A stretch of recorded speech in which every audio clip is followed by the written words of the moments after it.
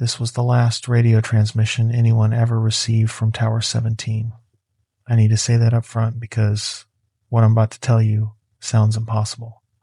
But the Forest Service has the recordings, they have the incident report, and they have the photographs of what we found circling the base of that tower when they finally sent someone to pull me out. My name is Ethan Cole. I'm 32 years old, and in October of 2023, I was a forestry technician working my 4th season with the U.S. Forest Service in Pisgah National Forest, North Carolina. Tower 17 was a fire lookout station about 16 miles into the backcountry, accessible only by a Forest Service road that turned into a hiking trail for the last 4 miles. The assignment was 7 days solo, October 15th through October 22nd, right in the middle of what we call the false summer, when the leaves are turning but the temperatures spike back into the 70s before the real cold sets in. I'd done solo rotations before, preferred them, actually. No small talk, no pretending to care about someone else's podcasts or dietary restrictions. Just me, the radio, and a 180-degree view of the Appalachian Mountains turning red and gold. I packed the same way I always did. Freeze-dried meals, 5-gallon water jug, batteries, first aid kit, binoculars, weather station equipment, firefinder, topographic maps, 2 paperback novels, and my personal gear. The tower had solar panels and a propane stove, so I wasn't exactly roughing it. It was a metal structure, 60 feet tall, with a 12 by 12 foot cab at the top accessed by a ladder with a safety cage. The windows gave a panoramic view in every direction. At night you could see exactly 2 lights, a cell tower about 9 miles east, and on clear nights the glow of Asheville far to the northwest. The hike-in was perfect. Mid-70s, clear sky, the kind of October day that makes you forgive the humidity of August. I reached the tower at around 3 p.m. on October 15th, climbed up, did my equipment check, and radioed into the district office. Tower 17, this is Cole. On station, all equipment functional, visibility approximately 20 miles. Copy that, Tower 17. Welcome back, Ethan. Check-in schedule is 0800 and 1800 daily. You know the drill. Roger that, Tower 17 clear. I spent the first 3 days in the routine I'd built over 4 seasons. Wake at 6:30, coffee, scan the horizon with binoculars, checking for smoke, checking the weather station, logging wind speed and temperature. 8 a.m. check-in, read, scan again. Noon check-in if weather changed. 6 p.m. check-in, more reading. At night, I'd sit out on the catwalk that circled the cab and watch the stars with no light pollution to bleach them out. The Milky Way looked like someone had spilled milk across black cloth. On the morning of October 18th, day 4, I saw the hiker. It was 9:45 a.m. I was scanning the southern sector with binoculars when movement caught my eye. A figure was hiking up the old Black Bear Trail, which had been officially closed since 2019 due to erosion damage. The trail was visible from the tower for about a quarter mile, where it crossed an open ridge before disappearing back into the tree line. I focused the binoculars. Male, probably 6 feet tall, wearing a dark green jacket and a black baseball cap. He had a day pack, the kind you'd use for a short hike. He was moving at a steady pace, not fast, not slow. As I watched, he stopped, turned directly toward the tower, and waved. Just a normal wave. Hand up, side to side, friendly. I didn't wave back. You're not supposed to encourage people on closed trails. But I made a note in the logbook. 9:45, single hiker observed on closed Black Bear Trail. Male, green jacket, black cap, moving north toward tower access trail. I watched him disappear into the tree line. From that point, the trail would take him another 2 miles before he'd intersect with the main access trail that led to the tower. If he was actually trying to reach Tower 17, I'd see him again in about an hour and a half, maybe 2 hours, depending on his pace. I went back to my novel, checked the weather station, made coffee. At 11:30 a.m., I saw him again. But he wasn't coming from the north, where the Black Bear Trail would have brought him. He was coming from the west, from the direction of Laurel Creek a completely different drainage on the far side of a ridge line that would have required at least 4 hours of hard hiking to access from where I'd seen him 2 hours earlier. Same green jacket, same black cap, same height, same steady pace. I picked up the binoculars and focused on him. Same day pack. He was too far away to see his face clearly, but the build was identical. He stopped at almost the exact same spot where the first hiker had stopped, turned toward the tower, and waved. The same wave. Hand up, side to side, friendly. This time I felt something cold move through my chest. I checked my logbook.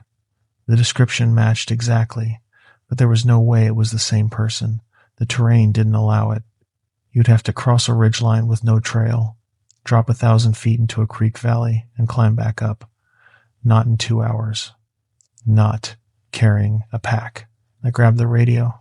District. This is Tower 17. Go ahead, 17. I've got a question about trail closures. Black Bear Trail is still closed, correct? Affirmative. Closed since 2019. Why? I spotted a hiker on it this morning, and now I'm seeing what looks like the same hiker approaching from the Laurel Creek side. Is there an organized group out here I wasn't told about? Trail crew? There was a pause. Negative. Tower 17. No authorized personnel in your sector. Can you confirm it's the same individual? I looked through the binoculars again. The figure was still standing there facing the tower. As I watched, he waved again. The exact same motion. Clothing matches. Build matches. But the timing doesn't make sense unless he's moving a lot faster than he should be able to. Probably just two different hikers in similar gear. You know how that goes. If he tries to access the tower, just let him know it's Forest Service only and send him back down. We'll note it in the report. Copy that. Tower 17 clear. But I kept watching. The figure stood there for another 3 minutes facing the tower before he finally turned and walked back into the tree line, heading away from the tower this time, back toward Laurel Creek. I didn't see him again that day. That night, I sat out on the catwalk like always, but I kept the binoculars next to me. The temperature had dropped into the low 50s. Good sleeping weather. The stars were out, thick and bright. I could hear the wind moving through the pines below, a sound like water rushing over rocks. At 11:17 p.m., I heard the voice. It came from directly below the tower, at ground level. A man's voice, calm and clear. Ethan, just my name. Spoken like someone calling to get my attention. I stood up and walked to the railing looking down. The tower had a motion-activated light at the base, but it hadn't triggered. I could see the clearing around the tower lit by moonlight, pale dirt. The trailhead, the old fire ring we sometimes used. Nothing. Ethan, you up there? The voice was familiar. Not someone I knew well, but someone I'd heard before. I couldn't place it. Tower's closed to visitors. I called down. You need to head back to the trailhead. It's 11 miles. Silence. Then, I just need some water. Ran out about 2 miles back. Can you spare a bottle? That's a reasonable request. Hikers run out of water. It happens, but something about the voice made my skin feel too tight. The familiarity I couldn't place.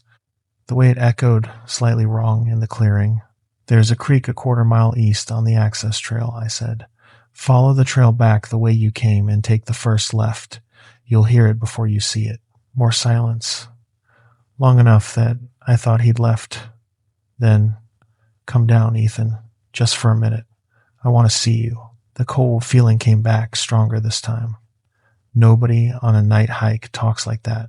Nobody asks you to come down from a locked tower at 11 p.m. just to see you. Tower's locked, I said. Forest Service personnel only. Head to the creek and get your water. If you're lost, I can radio for a ranger to meet you at the trailhead in the morning. I waited. No response. No sound of footsteps leaving. After 5 minutes, I went back inside the cab, locked the door, and closed the storm shutters on the windows. I didn't sleep well. October 19th, day 5.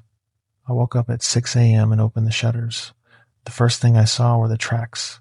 Someone had walked circles around the base of the tower. Not hiker boots, the treads were wrong. Too uniform, too geometric. They looked almost like the tracks you'd see from tactical boots or military footwear, but the depth was inconsistent. Some prints pressed deep into the dirt like the person was carrying heavy weight. Others were barely visible, like they'd been walking on their toes. The circles were perfect. 3 concentric rings around the tower, each about 10 feet apart, all moving clockwise. I radioed it in at 8 a.m. Check-in. District, this is Tower 17. I had a visitor last night around 2300 hours requesting water. He circled the tower after I refused to come down. Tracks are visible from the cab. Recommend a ranger. Check it out. Copy. Tower 17. Can you describe the individual? Negative visual. Contact was verbal only. Male voice. Claimed he needed water. Any threats? No threats. Just persistent. Asked me to come down multiple times. Understood. We'll make a note. If he returns, document everything and call it in immediately. Do not engage. Roger that. I spent the morning watching the tree line. No movement, no hikers. The air felt heavier than it should, like the pressure before a thunderstorm, but the sky was clear.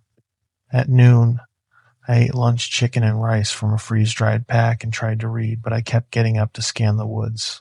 At 2:30 p.m., I heard my mother's voice.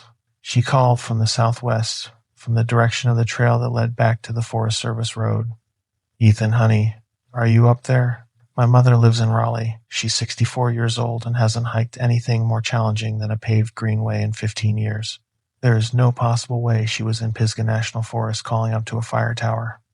But the voice was perfect. Same cadence. Same slight rasp she's had since she quit smoking in 2007. Same way she says honey with the second syllable drawn out. I didn't answer. Ethan, I need to talk to you. Can you come down for a minute? My hands were shaking. I grabbed the binoculars and scanned the tree line where the voice had come from. Nothing. Just pines and underbrush, and the trail cutting through. Ethan, please. It's important. I picked up the radio. My voice came out steady, which surprised me. District, Tower 17. I need to report something. Go ahead. I'm hearing voices. Mimicry. Someone is using my mother's voice, calling from the tree line. This is not a legitimate visitor. A longer pause, this time. When the dispatcher came back, her tone had changed, more focused. Tower 17. Confirm you are hearing voice mimicry. Affirmative. Female voice. Perfect replication of a family member who is not and cannot be on site. Understood. Tower 17, listen carefully. Do not respond to the voices. Do not go down to investigate. Secure the cab and maintain your position.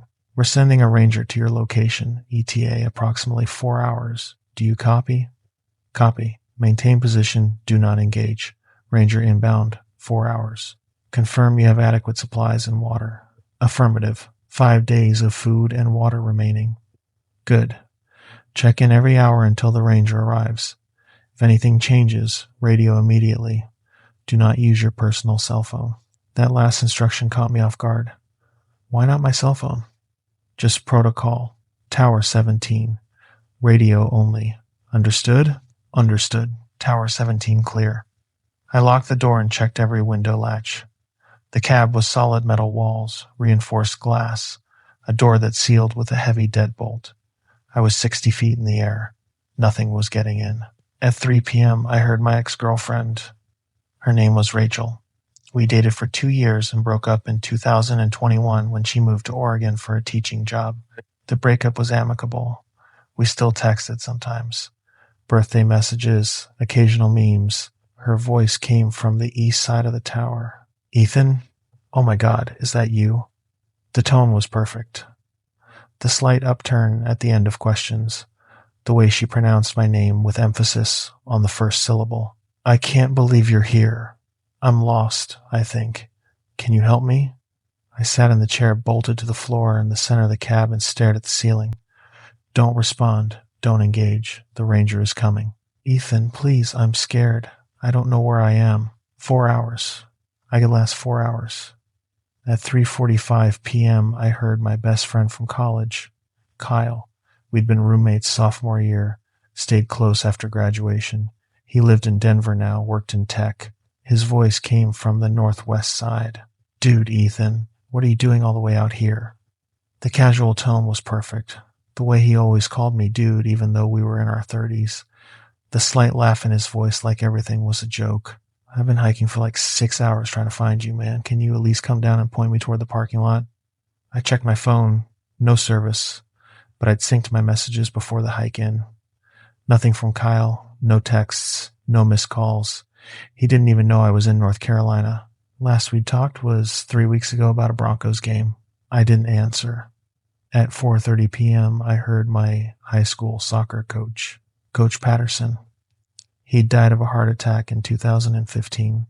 I'd gone to the funeral, but his voice boomed up from the south side of the tower, strong and commanding. Cole, stop hiding up there and get down here.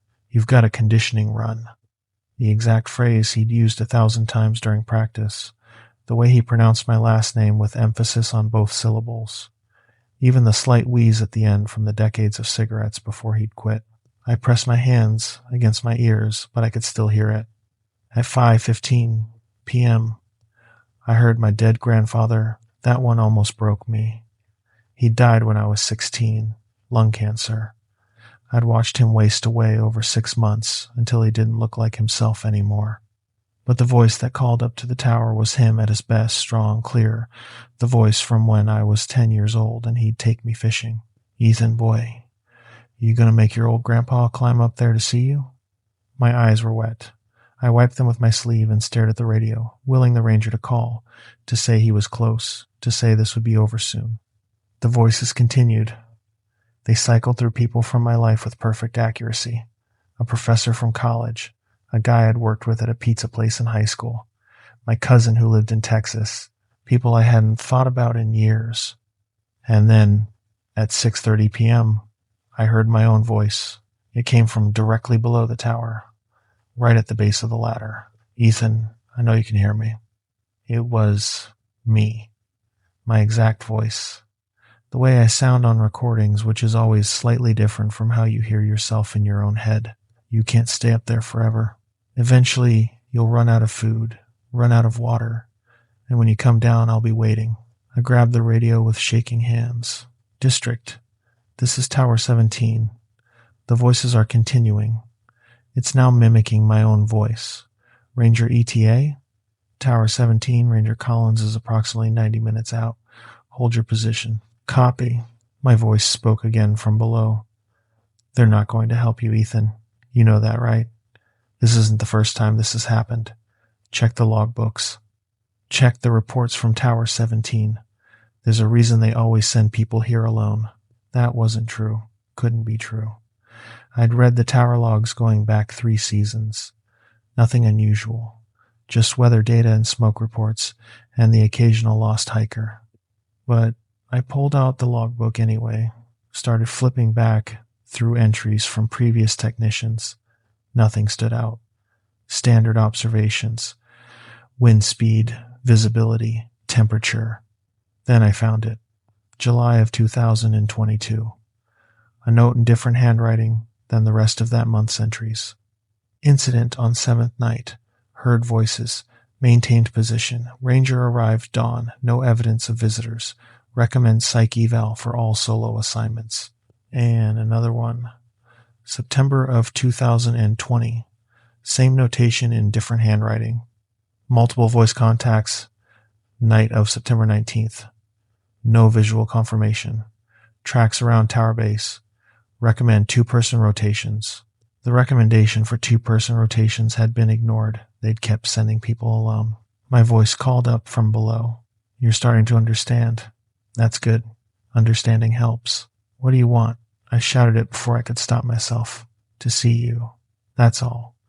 Come down, Ethan. Let me see you up close. Why? Silence. Long enough that I thought maybe it was over, maybe the thing, whatever it was, had left. Then my mother's voice. Because you belong down here with us, honey. And my grandfather's voice. We're family, boy. Family stays together. And Rachel's voice. I never stopped loving you. And my own voice, underlaying all of them, come down, come down, come down. I Turn the radio volume up as loud as it would go to drown them out. At 7:45 p.m., I saw it. I'd kept the shutters closed, but there was a small observation window on the north side that didn't have a shutter, just reinforced glass. I was looking through it, watching for the ranger's headlamp on the trail, when I saw the figure standing at the tree line. It was tall, maybe 7 feet. It stood upright like a person, but the proportions were wrong. Arms too long, head tilted at an angle that would break a human neck. In the moonlight, I could see it was wearing clothes, a green jacket, and black cap, the hiker I'd seen on the 4th day. As I watched, it raised one arm and waved, hand up side to side, friendly. Then it started walking toward the tower. Not the shambling walk you see in movies. It moved with purpose, with grace, each step deliberate. When it reached the clearing around the tower, the motion light clicked on. That's when I saw it clearly. The jacket was real, the cap was real, but underneath, the thing wearing them wasn't. The skin was gray and wrong, stretched too tight over bones that didn't fit right. The face under the cap was almost human, but the eyes were too far apart, and the mouth was too wide, and when it smiled up at me, there were too many teeth. It stopped at the base of the ladder and looked up. When it spoke, it used my voice. "Last chance, Ethan. Come down and this ends quick. Stay up there and I'll wait. I'm very patient. Eventually you'll have to come down." I backed away from the window and grabbed the radio.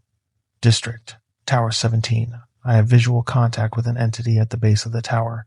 It is not human. I repeat, not human. Where is the ranger?" "Static then. Tower 17, Ranger Collins is 30 minutes out. Do not leave the cab. Confirm you are secure." "Confirmed. Door locked. Windows secure. Hold position. We're also sending wildlife management and a second ranger. ETA 60 minutes. Wildlife management. That's what they called it. The thing at the base of the ladder started climbing. I could hear it. The metallic clang of boots on rungs. Steady, rhythmic. It was climbing slowly, taking its time. I watched the door. The deadbolt was engaged. The door was solid metal. It couldn't get in. The climbing stopped. I heard it on the catwalk, walking around the perimeter of the cab, testing the windows. The shutters were closed on all but the north observation window, and that glass was rated for hurricane force winds. Its face appeared in the observation window. Up close it was worse. The skin looked like rubber pulled over a frame that didn't match. The eyes were yellow with pupils that contracted to vertical slits in the light. It pressed its hands against the glass, and I saw the fingers were too long with extra joints. It opened its mouth and spoke in my grandfather's voice. "Ethan, boy, let me in. It's cold out here." I turned away and focused on the radio, waiting for the ranger's call. The thing circled the cab 17 times. I counted. Each circuit took exactly 90 seconds. On the 18th circuit, it stopped at the door and spoke in a voice I didn't recognize, flat, emotionless, not mimicking anyone. "You cannot stay up here forever. The tower will need maintenance. The water will run out. The food will spoil. In a week, 2 weeks, a month you will have to come down, and I will be here." Then it laughed. The sound was wrong, like stones grinding together. At 8:23 p.m., I saw headlamps on the trail, 2 of them, moving fast. The thing on the catwalk turned to look. It stood at the railing for a long moment, watching the approaching lights. Then it climbed over the railing and dropped. Not climbed down, dropped. 60 feet straight down. I heard the impact, a heavy thud, but when I looked through the north window, there was nothing at the base of the tower, just the clearing and the motion light and the trees beyond. The headlamps reached the tower at 8:31 p.m. 2 rangers, both carrying rifles. One of them was Collins. I recognized his voice from the radio. "Tower 17, this is Ranger Collins. We're at the base. Are you secure?" "Affirmative. It dropped from the catwalk about 8 minutes ago. I lost visual." "Copy. We're going to do a perimeter sweep, then we're coming up. Stay inside until I knock." I watched through the north window as they circled the tower, weapons raised, lights scanning the tree line. They moved like military, not park rangers. Professional, practiced. After 10 minutes, Collins called up. Tower 17, we're coming up. I heard them climb. 2 sets of boots, slow and careful. A knock on the door. It's Collins. Open up. I unlocked the door. Collins came in first, mid-40s, weathered face, eyes that had seen things. The second ranger was younger, maybe 30, with a name tag that read Santos. Collins looked around the cab, checking corners, then looked at me. You okay? Yeah. Tell me everything. I did. The hiker on the closed trail. The voices. The thing in the green jacket. The climb up the ladder. All of it. Collins listened without interrupting. When I finished, he nodded like this was all completely normal. You did the right thing. Stayed in the cab, didn't engage. Called it in. That's protocol for a reason. This has happened before, I said. It wasn't a question. Tower 17 has a history. We don't staff it anymore during certain times of year. October is usually okay, but, he shrugged, sometimes the patterns change. What is it? We don't have a name for it. It shows up on the closed trails, watches the tower, mimics voices. Best guess from wildlife management is some kind of territorial predator that uses vocal mimicry to lure prey. But it follows rules. It won't cross certain thresholds, won't come into lit areas with multiple people present, won't enter structures that are sealed. It climbed onto the catwalk. But it didn't breach the cab.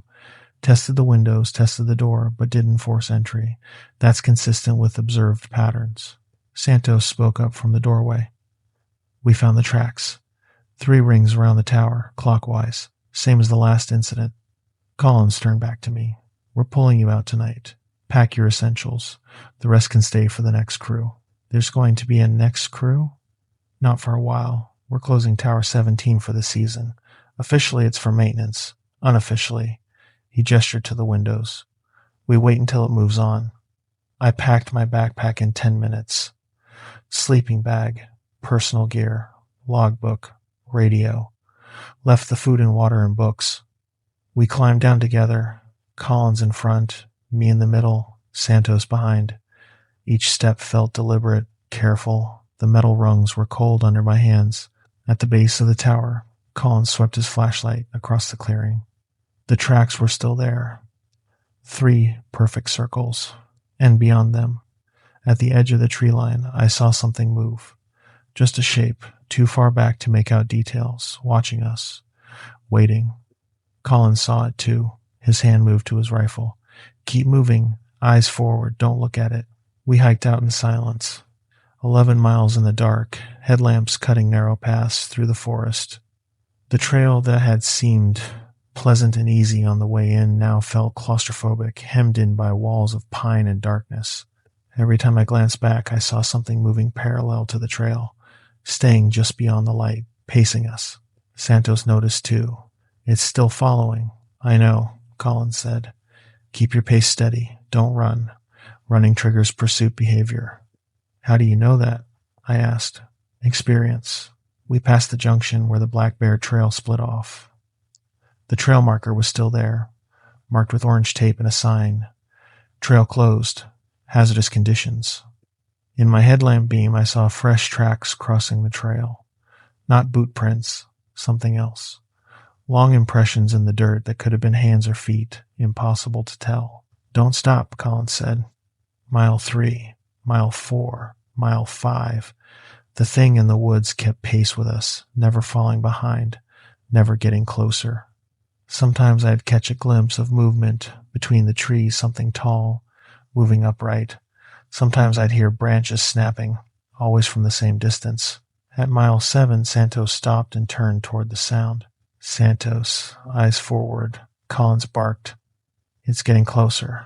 No, it's not. It's the same distance it's been since we left the tower. That's the pattern. It follows to the boundary. What boundary?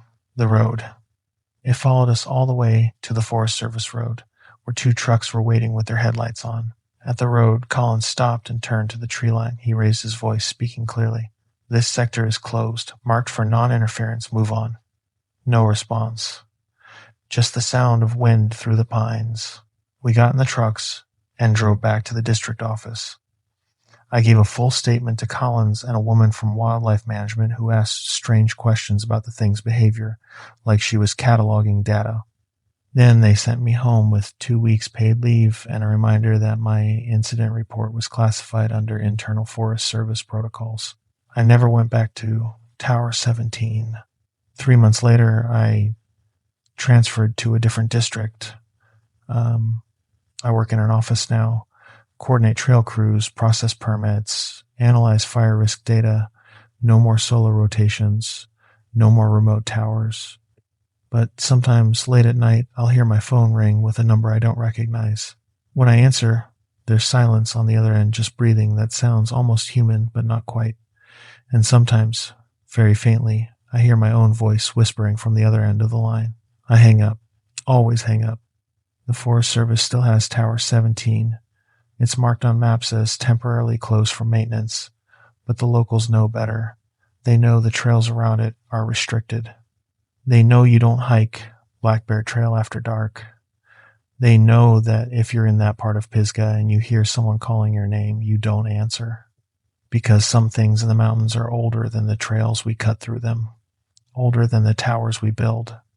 And they remember everyone who passes through their territory. They remember, and they wait, and they call your name in voices you thought you'd never hear again. So, here's what I learned, and here's what I'll tell anyone who asks. If you're alone in a fire tower and you hear voices from below, voices of people you know, people you love, people you've lost, do not answer them. Do not open the door. Do not go down to investigate. Stay on the platform. Call it in. Wait for daylight or backup. The thing in the woods can mimic any voice it's ever heard. It can wear clothes it finds on the trails. It can learn your name from the radio chatter and your history from the way you react to its calls. But it cannot cross certain thresholds. It cannot force a locked door, and it cannot follow you past the boundary of light and witnesses. Stay in the light. Stay with others. And if you're assigned to Tower 17 in October, ask for a different rotation. They'll understand. They always do. Story 2. The echo problem. The footsteps behind me matched my pace exactly. But when I stopped, they took one more step.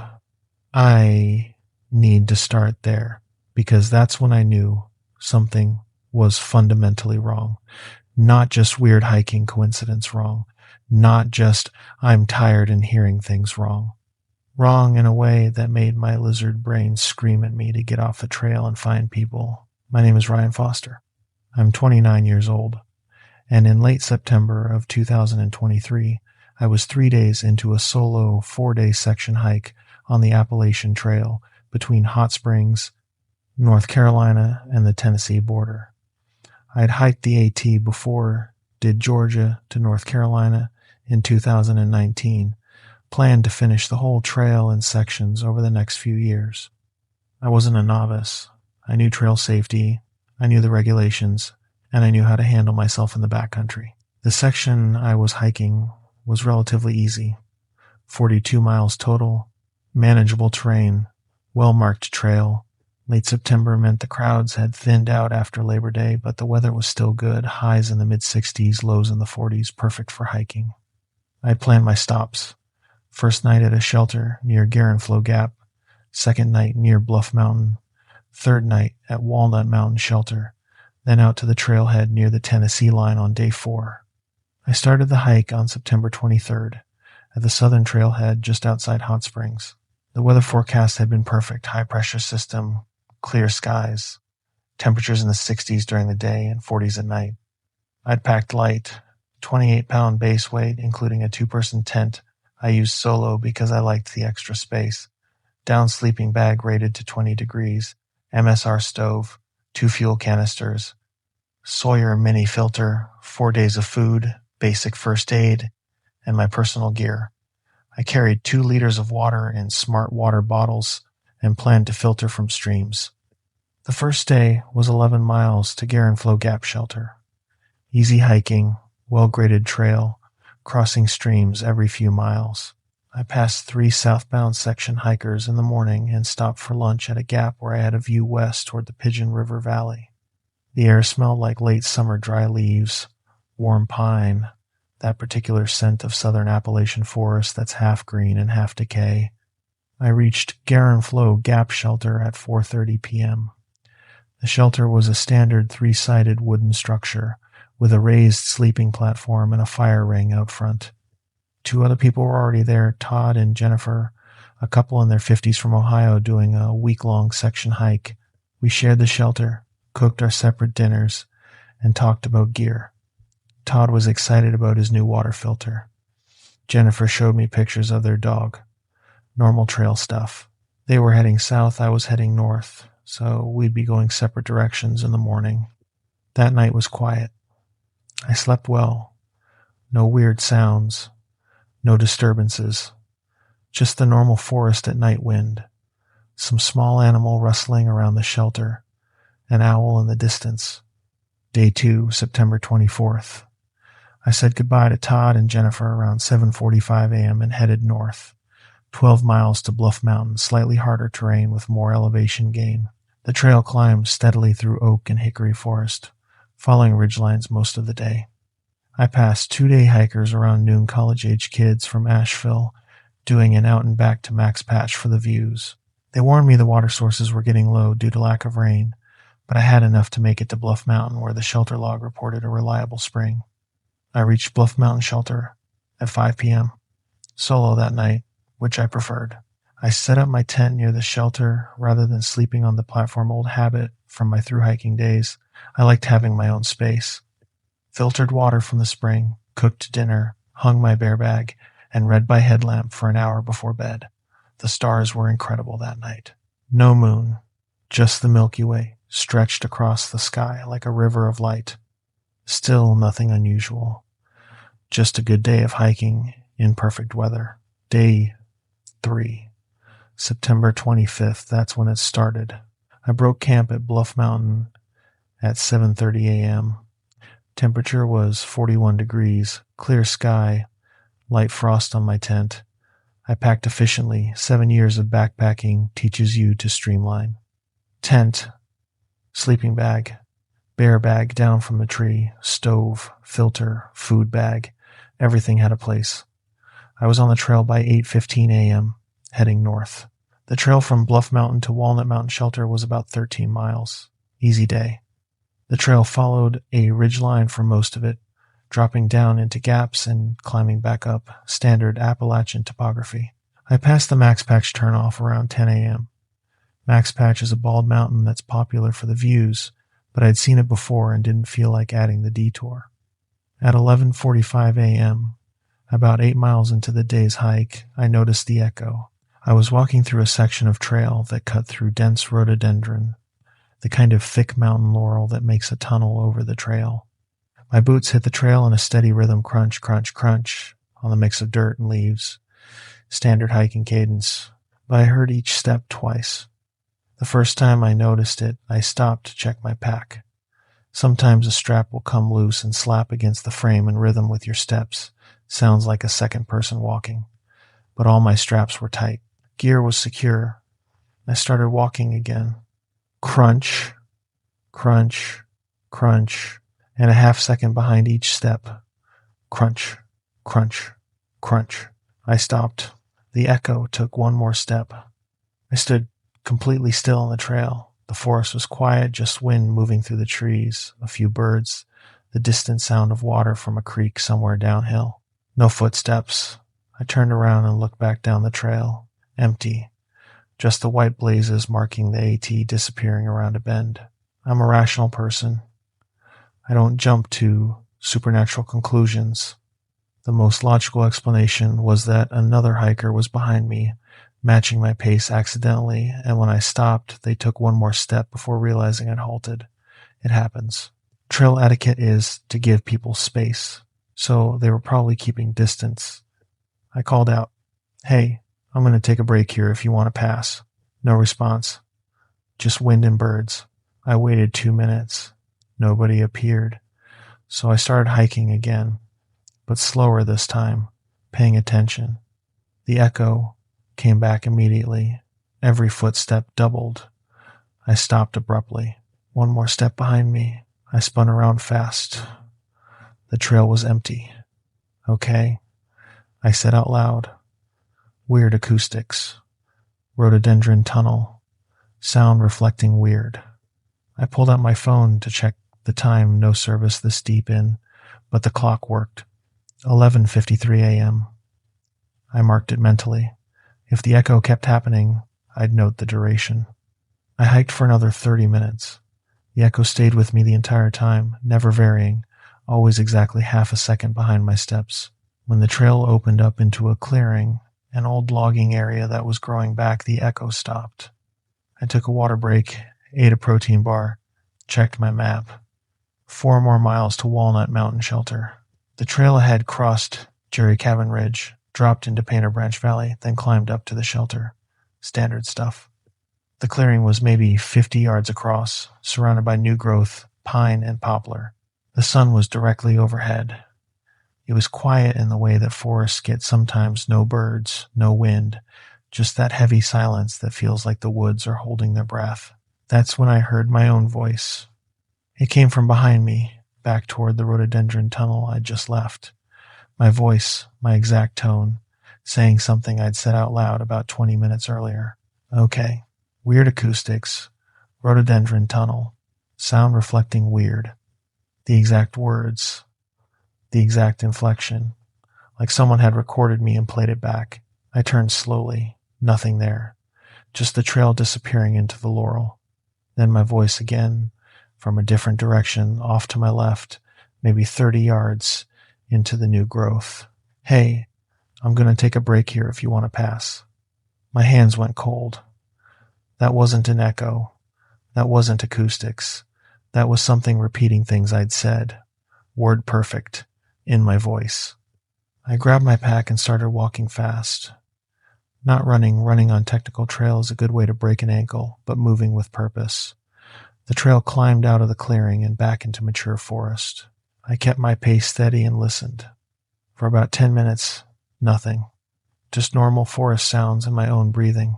Then I heard footsteps ahead of me. Not behind this time. Ahead. Someone was hiking south, coming toward me, on the trail. I felt relief flood through me. Another person meant witnesses, meant I wasn't alone, meant whatever weird echo thing was happening wasn't a threat because there were other people around. I came around a bend and saw him about 40 yards ahead.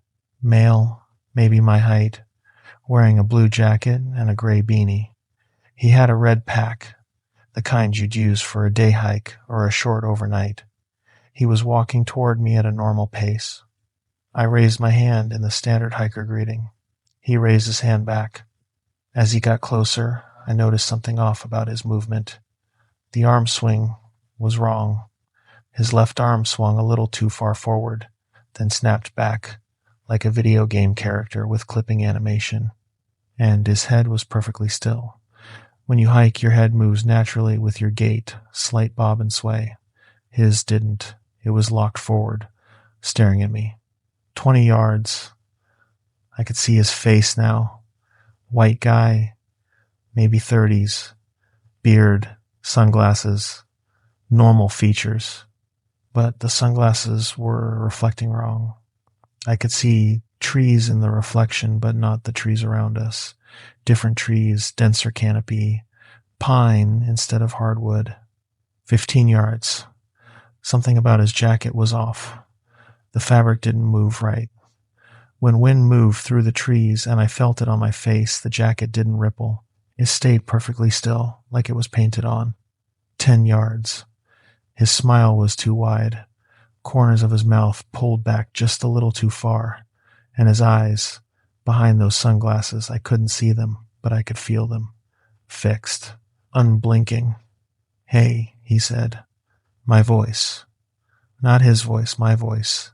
The exact tone I'd used when I called out in the rhododendron tunnel. The exact inflection, the slight breathlessness from the incline. I stopped walking. Every instinct I had was screaming, wrong, wrong, wrong. He stopped walking. We stood there on the trail, 10 yards apart. His chest wasn't moving. No breathing. Just standing there. Perfectly still, except for that smile. What are you? I asked. My actual voice shook. His smile got wider, pulling back until I could see too many teeth. What are you? My voice again, but with the shake removed. Perfected. Like he'd taken my voice and edited out the fear. He tilted his head. The movement was wrong, too far. 45 degrees, neck bending at an angle that would paralyze a human. The vertebrae would have to snap to move like that. But there was no sound, no crack, just smooth rotation like his neck was on a ball joint. I took a step backward. He straightened his head. The movement was just as wrong, coming back mechanical, precise, inhuman. You should keep walking, he said. Still my voice, but the words I hadn't said. The trail continues ahead. Don't stop now. You're making good time. My hand moved to my bear spray on my hip strap. 10-ounce canister, 30-foot range. Effective on aggressive wildlife. This wasn't wildlife, but it was all I had. He saw the movement. His head tilted again, other direction this time. Curious. You won't need that, he said. Different voice now, Todd's voice, from the first night. The same slightly nasal tone, same Ohio accent. The trail is safe. I've been hiking it all morning. Then he straightened and started walking toward me again. Same clipping animation. Left arm too far forward, snap back. Right step, left step. Head perfectly still. I backed up. Stay back. He stopped. Smiled. Stay back. My voice. Perfect replication. I turned and ran. Trail running with a full pack is stupid and dangerous, and I did it anyway. I didn't look back. I just focused on the white blazes, followed the trail, tried not to catch my boot on roots or rocks. I could hear him behind me, footsteps that matched my pace exactly, no variation for terrain or effort. After maybe a quarter mile, I had to stop. Completely gassed, heart hammering, hands shaking. I bent over and tried to catch my breath. The footsteps behind me stopped. I turned around. He was standing there, 30 feet back, still smiling. Blue jacket, gray beanie, red pack, head tilted wrong. Why are you running? My voice. My exact voice. But curious now, questioning. I pulled my phone out. No service, but I opened the camera anyway and pointed it at him. In the screen, he looked different. The edges were blurry, like bad CGI. The jacket and beanie were solid, but underneath them, the outline of his body shifted, too tall in some frames, too thin in others. He raised his hand and waved. Same greeting gesture from before, but through the camera, I could see his arm had too many joints. I put the phone away and looked directly at him. Normal. Human. Wrong smile and wrong head tilt, but human-shaped. What do you want? I asked. What do you want? Immediate echo, my voice. I want you to leave me alone. I want you to leave me alone. Perfect replication. He took a step toward me. I took a step back. He took another step. I took another step back. Then he stopped and pointed past me, up the trail. Go, he said. Not my voice this time. Something else. Flat and motionless, the vocal equivalent of static. I didn't go. I stood there, trying to figure out what the hell was happening.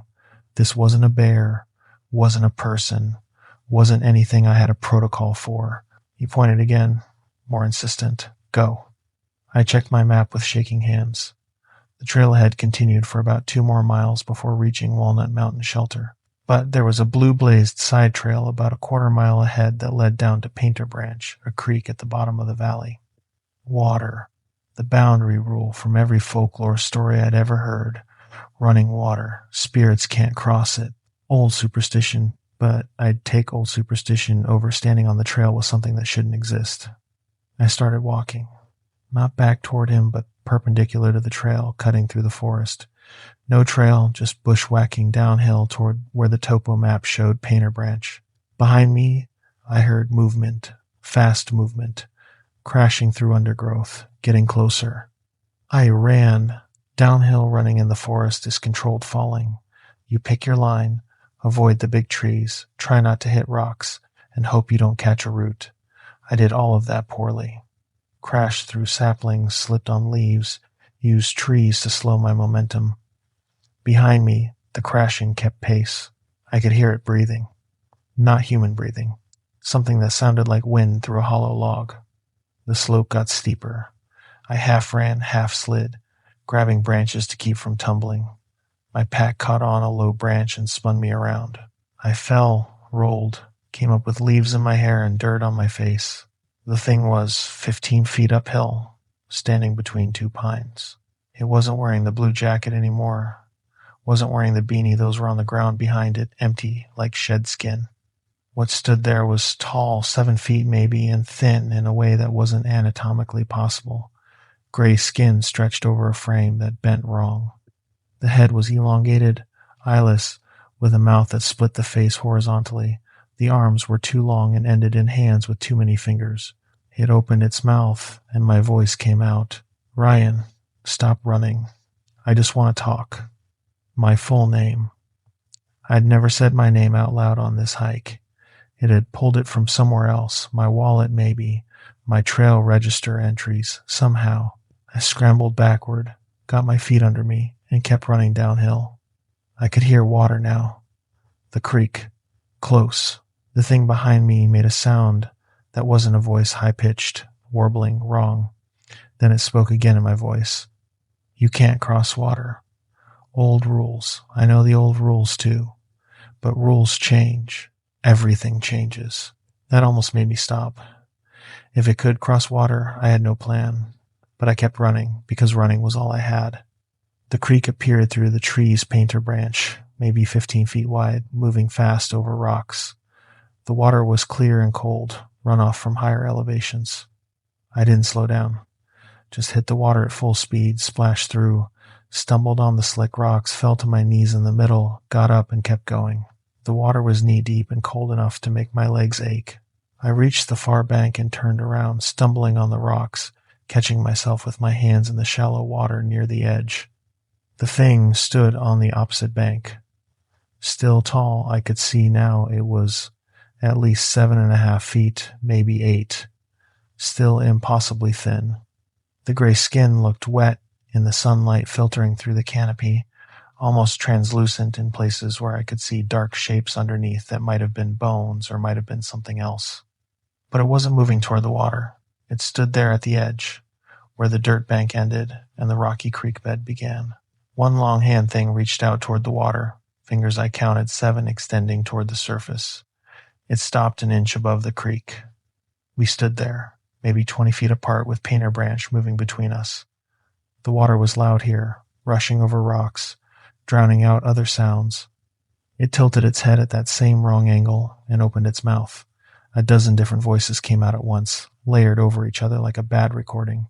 My voice, Todd's voice, Jennifer's voice talking about her dog, the Asheville college kids warning about water sources, a woman's voice I didn't recognize saying something about weather, a child's voice, high and clear, singing part of a nursery rhyme, all speaking together, overlapping, creating a sound that made my teeth ache. Next time, next trail, next hiker, we learn, we practice, we get better, we're always here, always listening, always watching. We remember every voice, every word. Yours too, Ryan Foster, 29, from Charlotte, section hiking alone. We know you now. The way it said my information, pulling details I'd never spoken out loud on this trail, made my skin crawl. My driver's license was in my pack.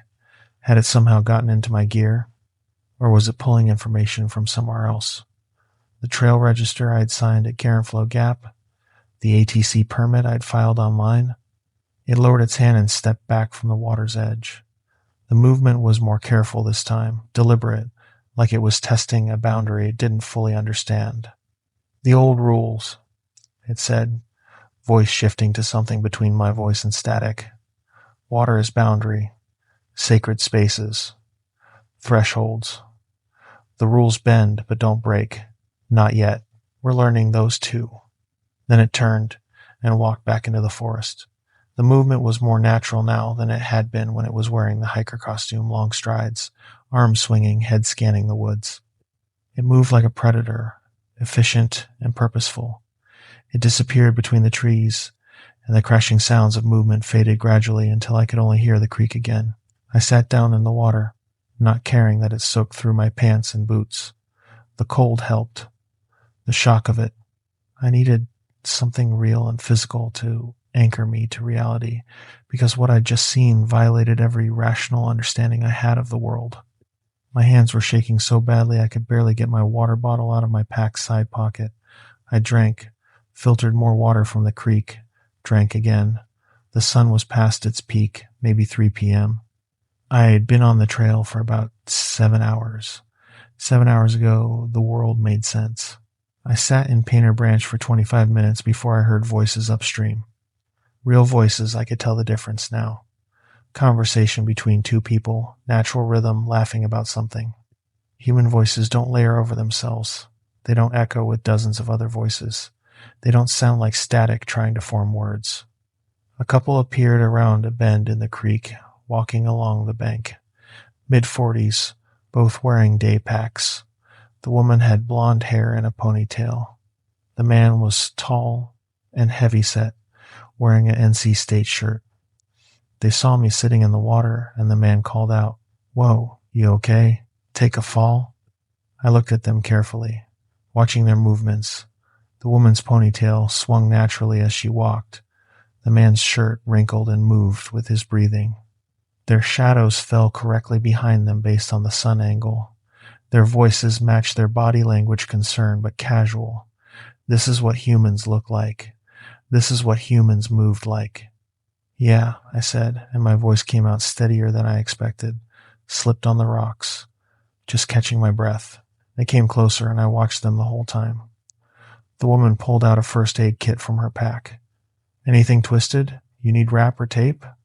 "No, I'm good. Just stupid. Should have been paying more attention." The man smiled. "Creek crossing's always tricky. We're heading back to our car at the Groundhog Creek trailhead, about 3 miles downstream if you want some company. Safety and numbers and all that." 3 miles downstream wasn't my planned route. I was supposed to be at Walnut Mountain Shelter and about 4 miles north. But I didn't care about my itinerary anymore. I cared about being around other people. Real people. People who breathed and moved correctly and only spoke with one voice at a time. "That would be great, actually," I said. I was thinking about cutting the trip short anyway. Trail conditions are worse than I expected. They both nodded, like this was perfectly reasonable. The woman introduced herself as Patricia. The man was her husband, Steve. They were from Banner Elk, doing a day hike before the fall tourist rush hit their town. We hiked downstream together, following Painter Branch as it cut through the valley. Patricia walked in front, Steve behind me. Having someone at my back made me tense at first, but Steve kept up a running commentary about the fishing in this creek. He'd been coming here for 15 years, knew every pool and rapid human conversation. Normal topics, it helped. We hiked out together. I told them I decided to cut my trip short, that the trail conditions were worse than I'd expected. They believed me, because why wouldn't they? At the trailhead, I got cell service for the first time in 3 days. Patricia and Steve waited while I made some calls, offering me water and granola bars. Good people. I got their contact information, told them I'd send them a thank you note. They seemed to think my mood was just from the slip and the frustration of cutting the trip short. I let them think that.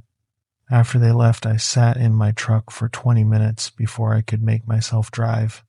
Just sat there, windows down, listening to normal sounds. Cars passing on the highway. A family loading gear into their SUV, 2 parking spots over. Someone's radio playing country music. Real, mundane human sounds. I called the Appalachian Trail Conservancy on the drive home and reported an aggressive wildlife encounter on the trail between Max Patch and Walnut Mountain. The woman who took my report was professional and methodical. She asked for specific location details, time, description of behavior. "Can you describe the wildlife?" she asked. "I'm not sure what it was," I said carefully. "Tall, moved upright, mimicked sounds. I've never seen anything like it." "Mimicked sounds? Like a bird? Like a person?" "It replicated human voices." There was a pause. "Okay. And did it approach you directly, or did you feel threatened?" "Both. It approached to within about 10 feet, then followed me when I left the trail. I had to cross Painter Branch to break contact. Did it cross the water? Interesting question. Very specific question. Like she knew the answer already. No. It stopped at the water's edge. Another pause, longer this time. I heard keyboard clicking. Mr. Foster, thank you for this report. We take all wildlife encounters seriously. I'm going to flag this for immediate ranger response. Someone will check that section of trail within the next 48 hours. Can I get your contact information in case we have follow-up questions? I gave her my phone number and email. She thanked me again and said I'd receive an incident number by email within 24 hours. 3 days later, I got the email. Incident number ATNCTN923, filed September 25th. And a second email from a USFS ranger named Cooper asking if I could provide additional details. I called the number he'd provided. Ranger Cooper answered on the second ring. Mr. Foster, thanks for calling back. I hiked the section you reported yesterday. Didn't find signs of bear or mountain lion activity. No scat, no claw marks, no kills. But we did find something unusual. What? Clothing. A blue jacket, gray beanie, and a red backpack, all folded neatly at the base of a poplar tree about 40 yards off the trail. No ID in the pack, no tags in the clothes. They were clean, I mean brand new clean. No dirt, no wear, no sweat stains. Like someone bought them and left them there without ever using them. Where was this exactly? About 200 yards north of Painter Branch Crossing, which matches the area you described in your report. I thought about the thing wearing that jacket, wearing the beanie, carrying that pack, all of it, a costume, a disguise, shed when it didn't need the camouflage anymore. Mr. Foster, I have to ask, did you see another hiker in that section? Someone matching that description? I saw something wearing those clothes. But it wasn't a hiker. Can you elaborate? I decided to tell him. What did I have to lose? The movement was wrong. Arms swinging at the wrong angle, head too still, smile too wide.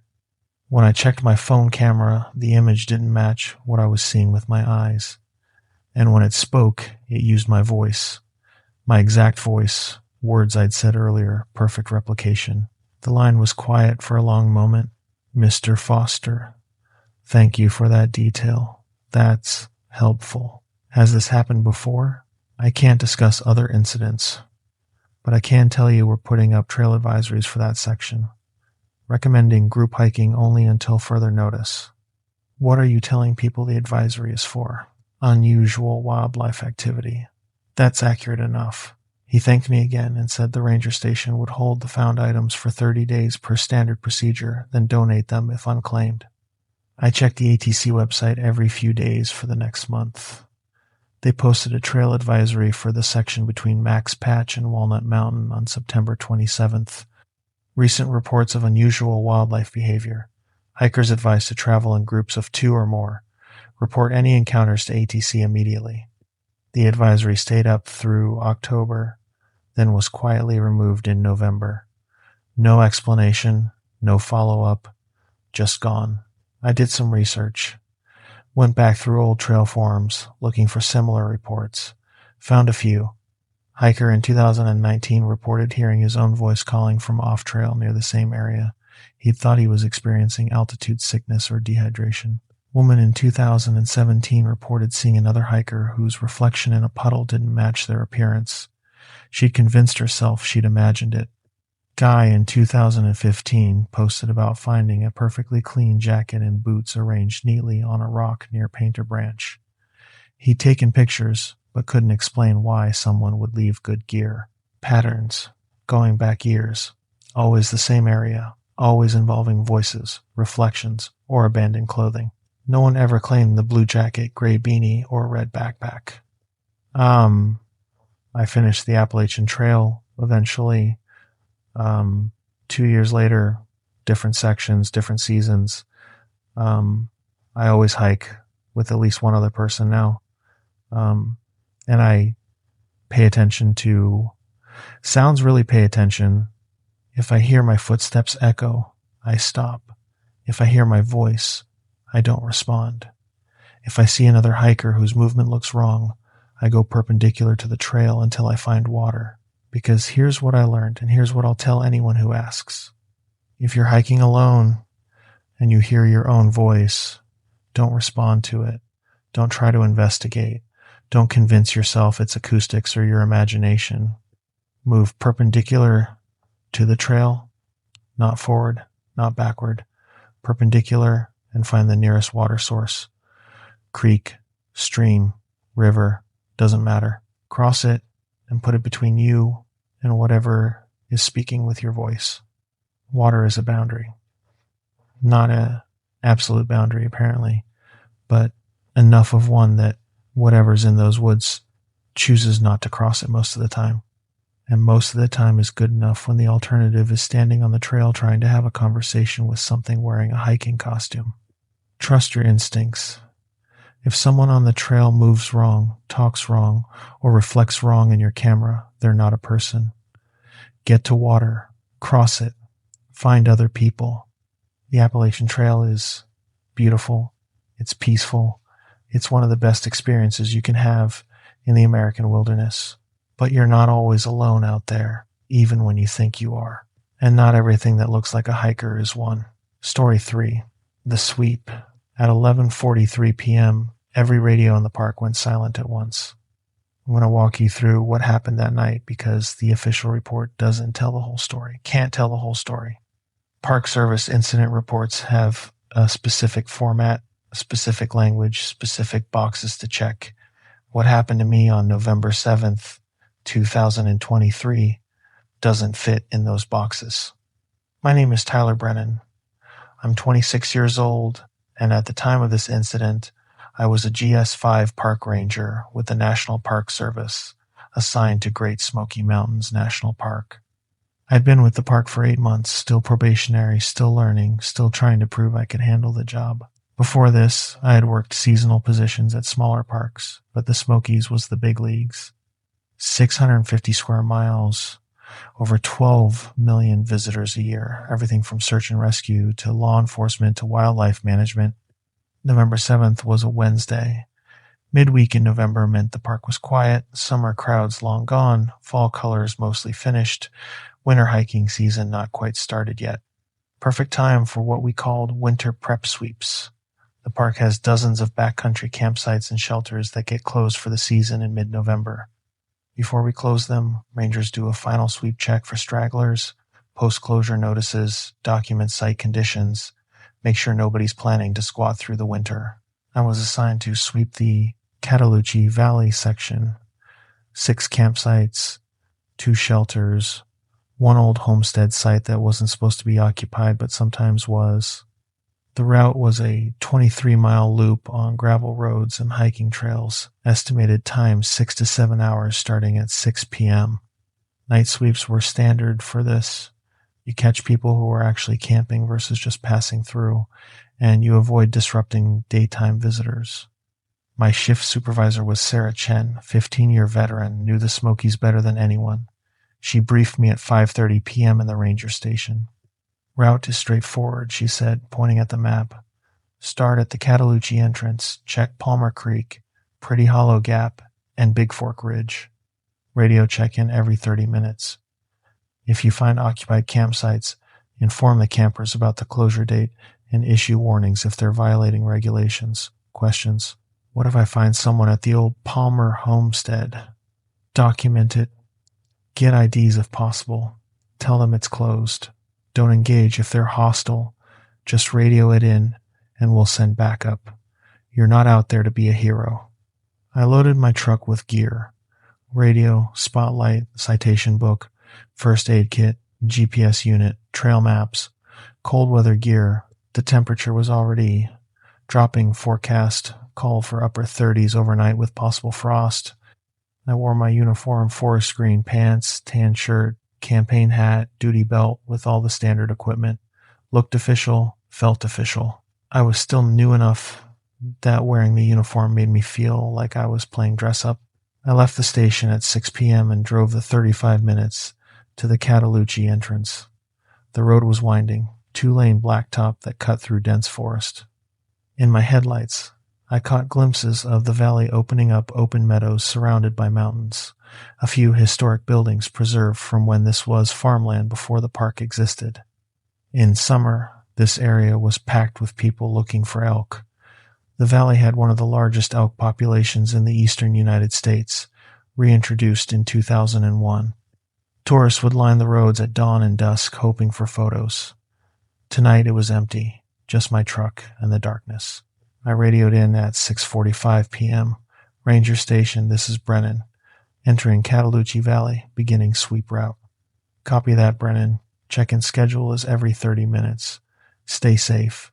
The first campsite was Palmer Creek, about 2 miles down a gravel side road. The road was rougher than I expected, washboard sections that made my truck rattle. I passed an old church, Palmer Chapel, built in 1908, white clapboard siding glowing in my headlights. During the day, it was picturesque. At night, it looked like something from a ghost story. Palmer Creek campsite was empty. I parked, grabbed my gear, and walked the site perimeter with my spotlight. 4 tent pads, all clear. Bare cables intact, thick metal cables strung between trees where campers hang food bags to keep them away from wildlife. Fire ring showed no recent use, just old charcoal from weeks or months ago. The latrine was clean. I posted a closure notice on the wooden sign. This campsite closes November 15. Citations will be issued for violations. I documented everything in my notebook: time, location, conditions, any maintenance issues. This was standard procedure, the kind of routine work that made up 90% of the job. Nothing exciting, nothing dangerous, just bureaucracy in the woods. Second campsite, Pretty Hollow Gap, 5 miles north on the main gravel road. This one required a short hike, quarter-mile trail from the parking area. The temperature had dropped to 41 degrees. My breath made clouds in my flashlight beam. The site was empty again. I checked the bare cables, the fire ring, the tent pads, posted another closure notice. Noted that one of the tent pads needed leveling. It had eroded on one side, probably from runoff during summer storms. Maintenance issue for the spring crew. Third campsite, Big Fork Ridge. This one was higher elevation, about 3,000 feet, accessible by a different spur road. The road got steeper, narrower. Tree branches scraped my truck's sides. I made a mental note to trim them back when I did daytime patrols through here. Big Fork Ridge campsite. Empty. Bare cables intact. Fire ring clean. But the latrine was in bad shape. Door hanging crooked. Roof shingles coming loose. I spent 10 minutes documenting the damage with photos and detailed notes. This would need repair before next season. By 9 p.m., I'd completed the first half of the route. 3 campsites down, 3 more to go, plus 2 shelters.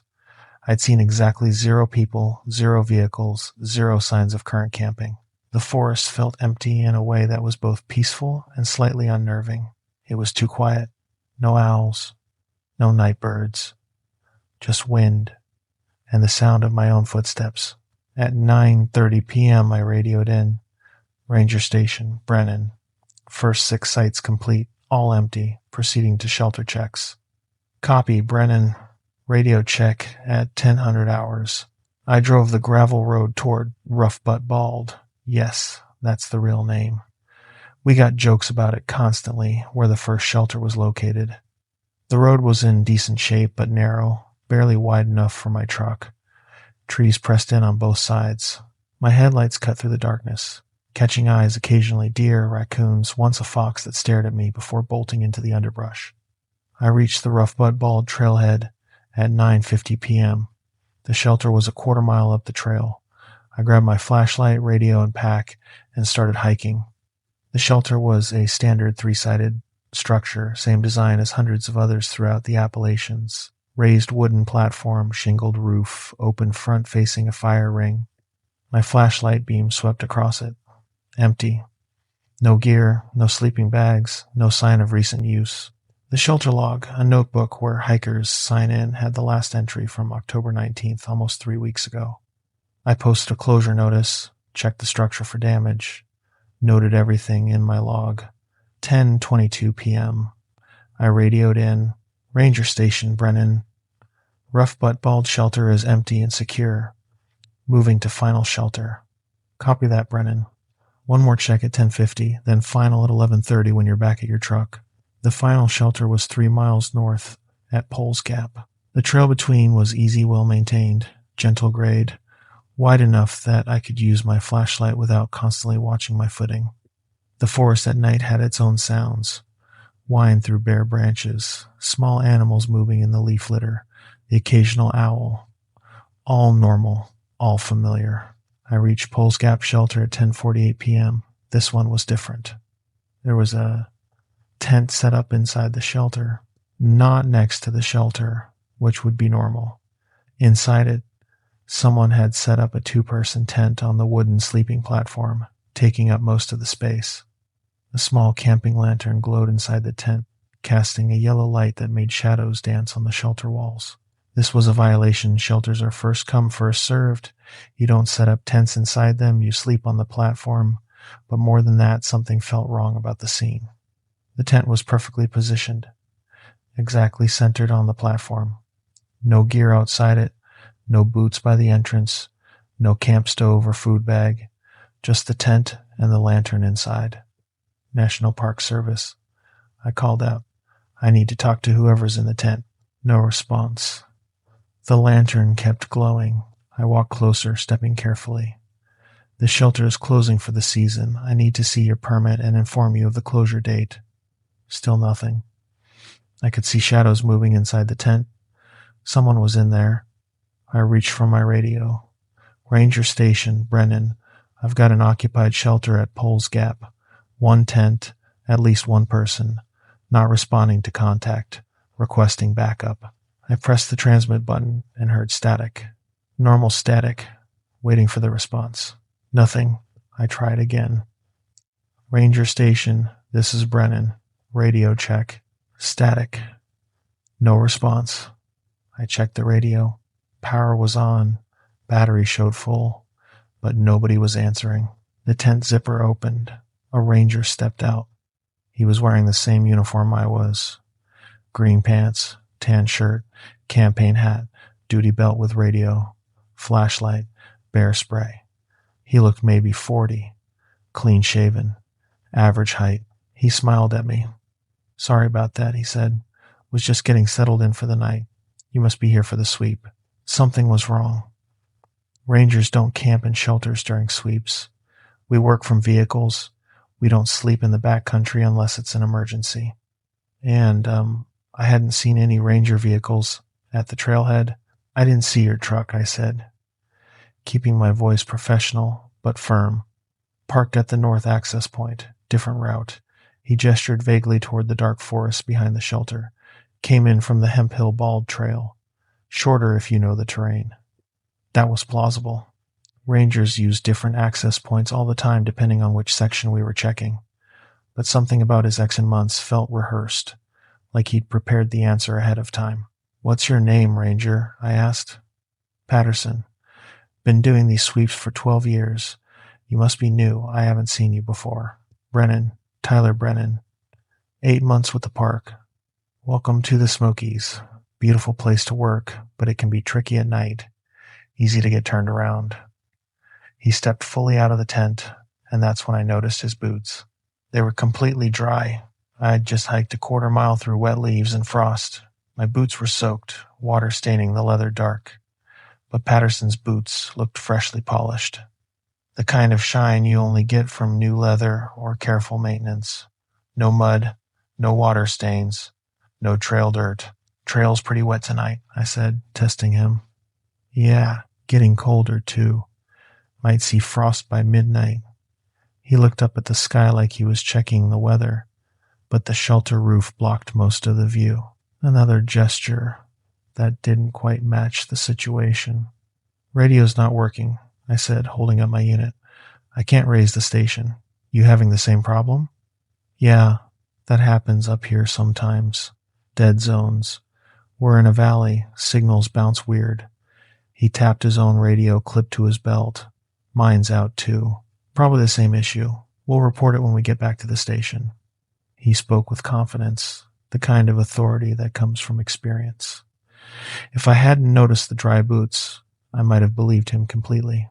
But now that I'd seen it, I couldn't unsee it, and I started noticing other things. His campaign hat sat at the exact regulation angle, but underneath it, his hairline looked wrong, too even, too perfect. Like a wig instead of natural hair. His duty belt had all the standard equipment, radio, flashlight, bear spray, first aid pouch, but the positions were slightly off. The radio was on his left hip when most rangers wore it on the right. The flashlight was behind him instead of at his side. Small details, but wrong. And his shadow. In the lantern light from the tent, his shadow fell on the shelter floor too short and too dark. It didn't move naturally as he shifted weight. It was like watching a bad special effect, a shadow painted on instead of cast by light. You checked the other shelters yet? He asked, breaking my analysis. All of them.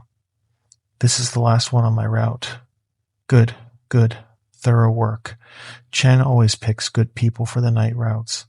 He said Chen's name casually, like they'd worked together for years. She's a great supervisor, knows these mountains better than anyone. That was true. Chen did know the mountains, but the way he said it felt wrong, too familiar, too knowing. You work out of Catalucci Station? I asked directly. Sometimes. I float between sections, go where I'm needed. Cover shifts, train new rangers, help with the big projects. He smiled, showing teeth that were too white in the dim light. Flexible assignment. Keeps the job interesting.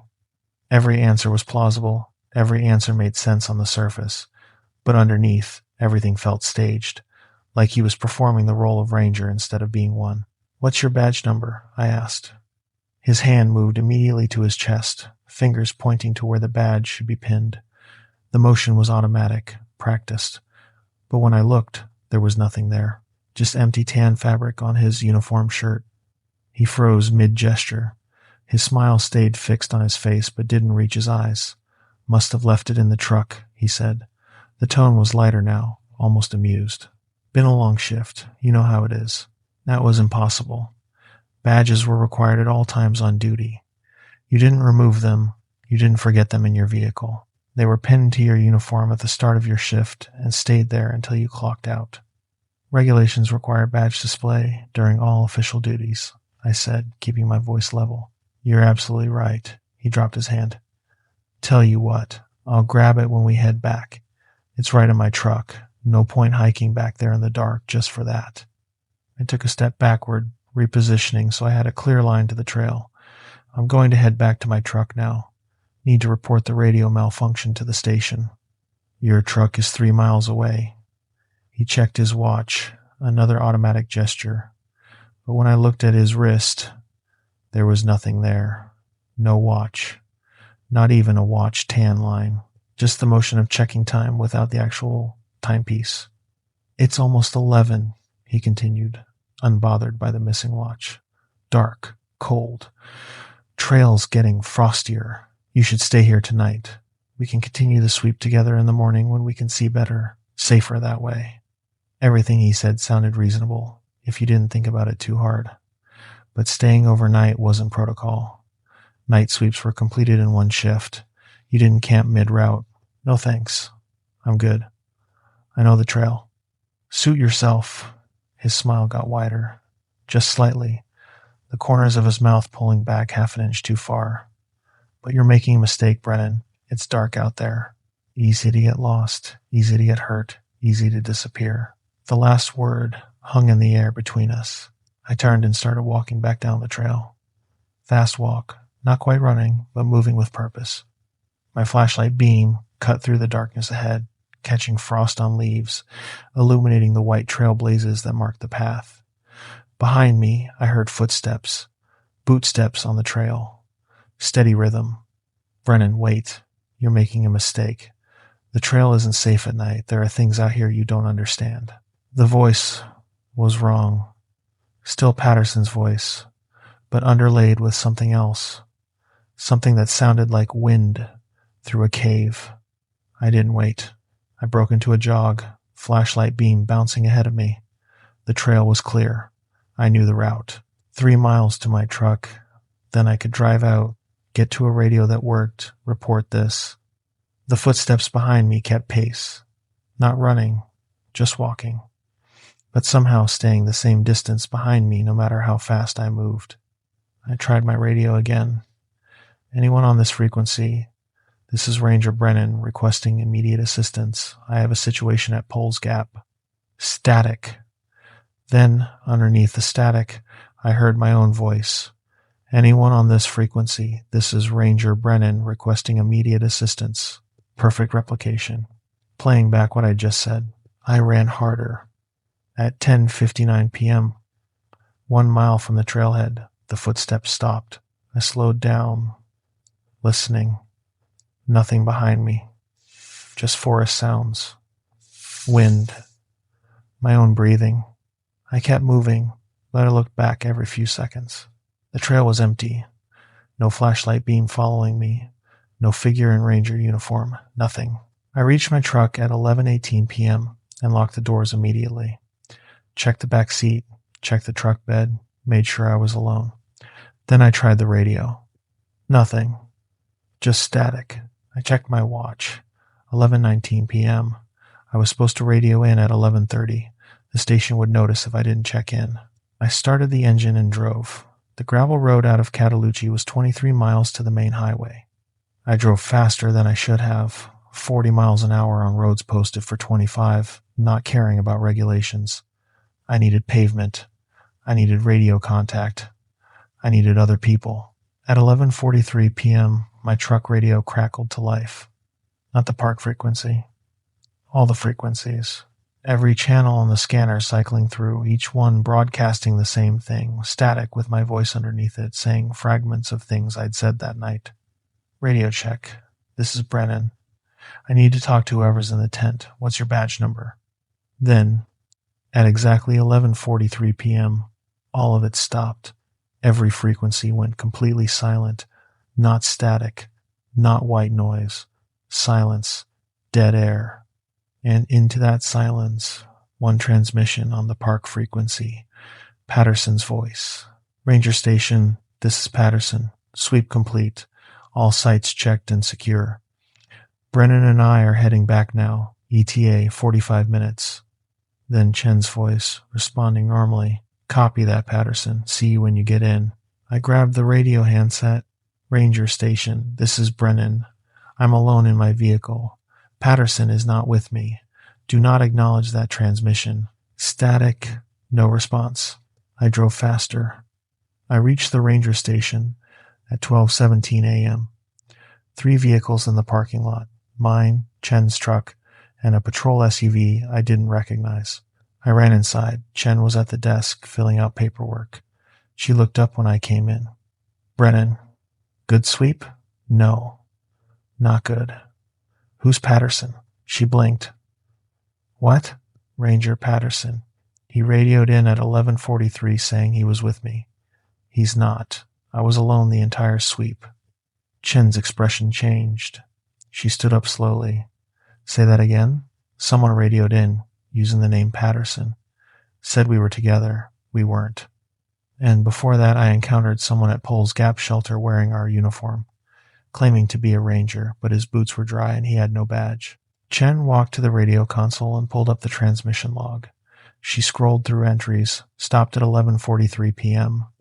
No transmission logged at 11:43. She said, Your last check-in was 10:50. You were supposed to call in at 11:30, but we didn't get it. I was about to send someone to look for you.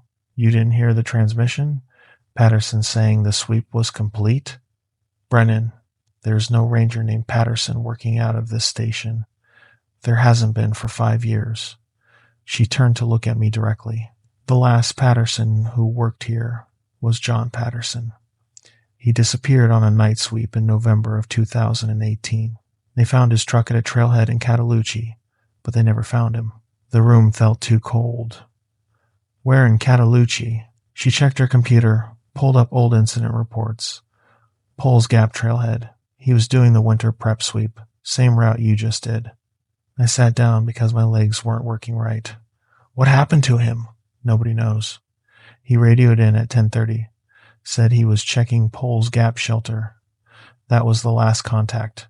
Search and rescue swept the area for 2 weeks. Found his truck, found his pack at the shelter, found nothing else. The case is still open. Did they find a tent? Inside the shelter? Chen's face went pale.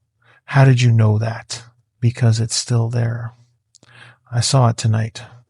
She opened a file folder, pulled out photographs from the 2018 search.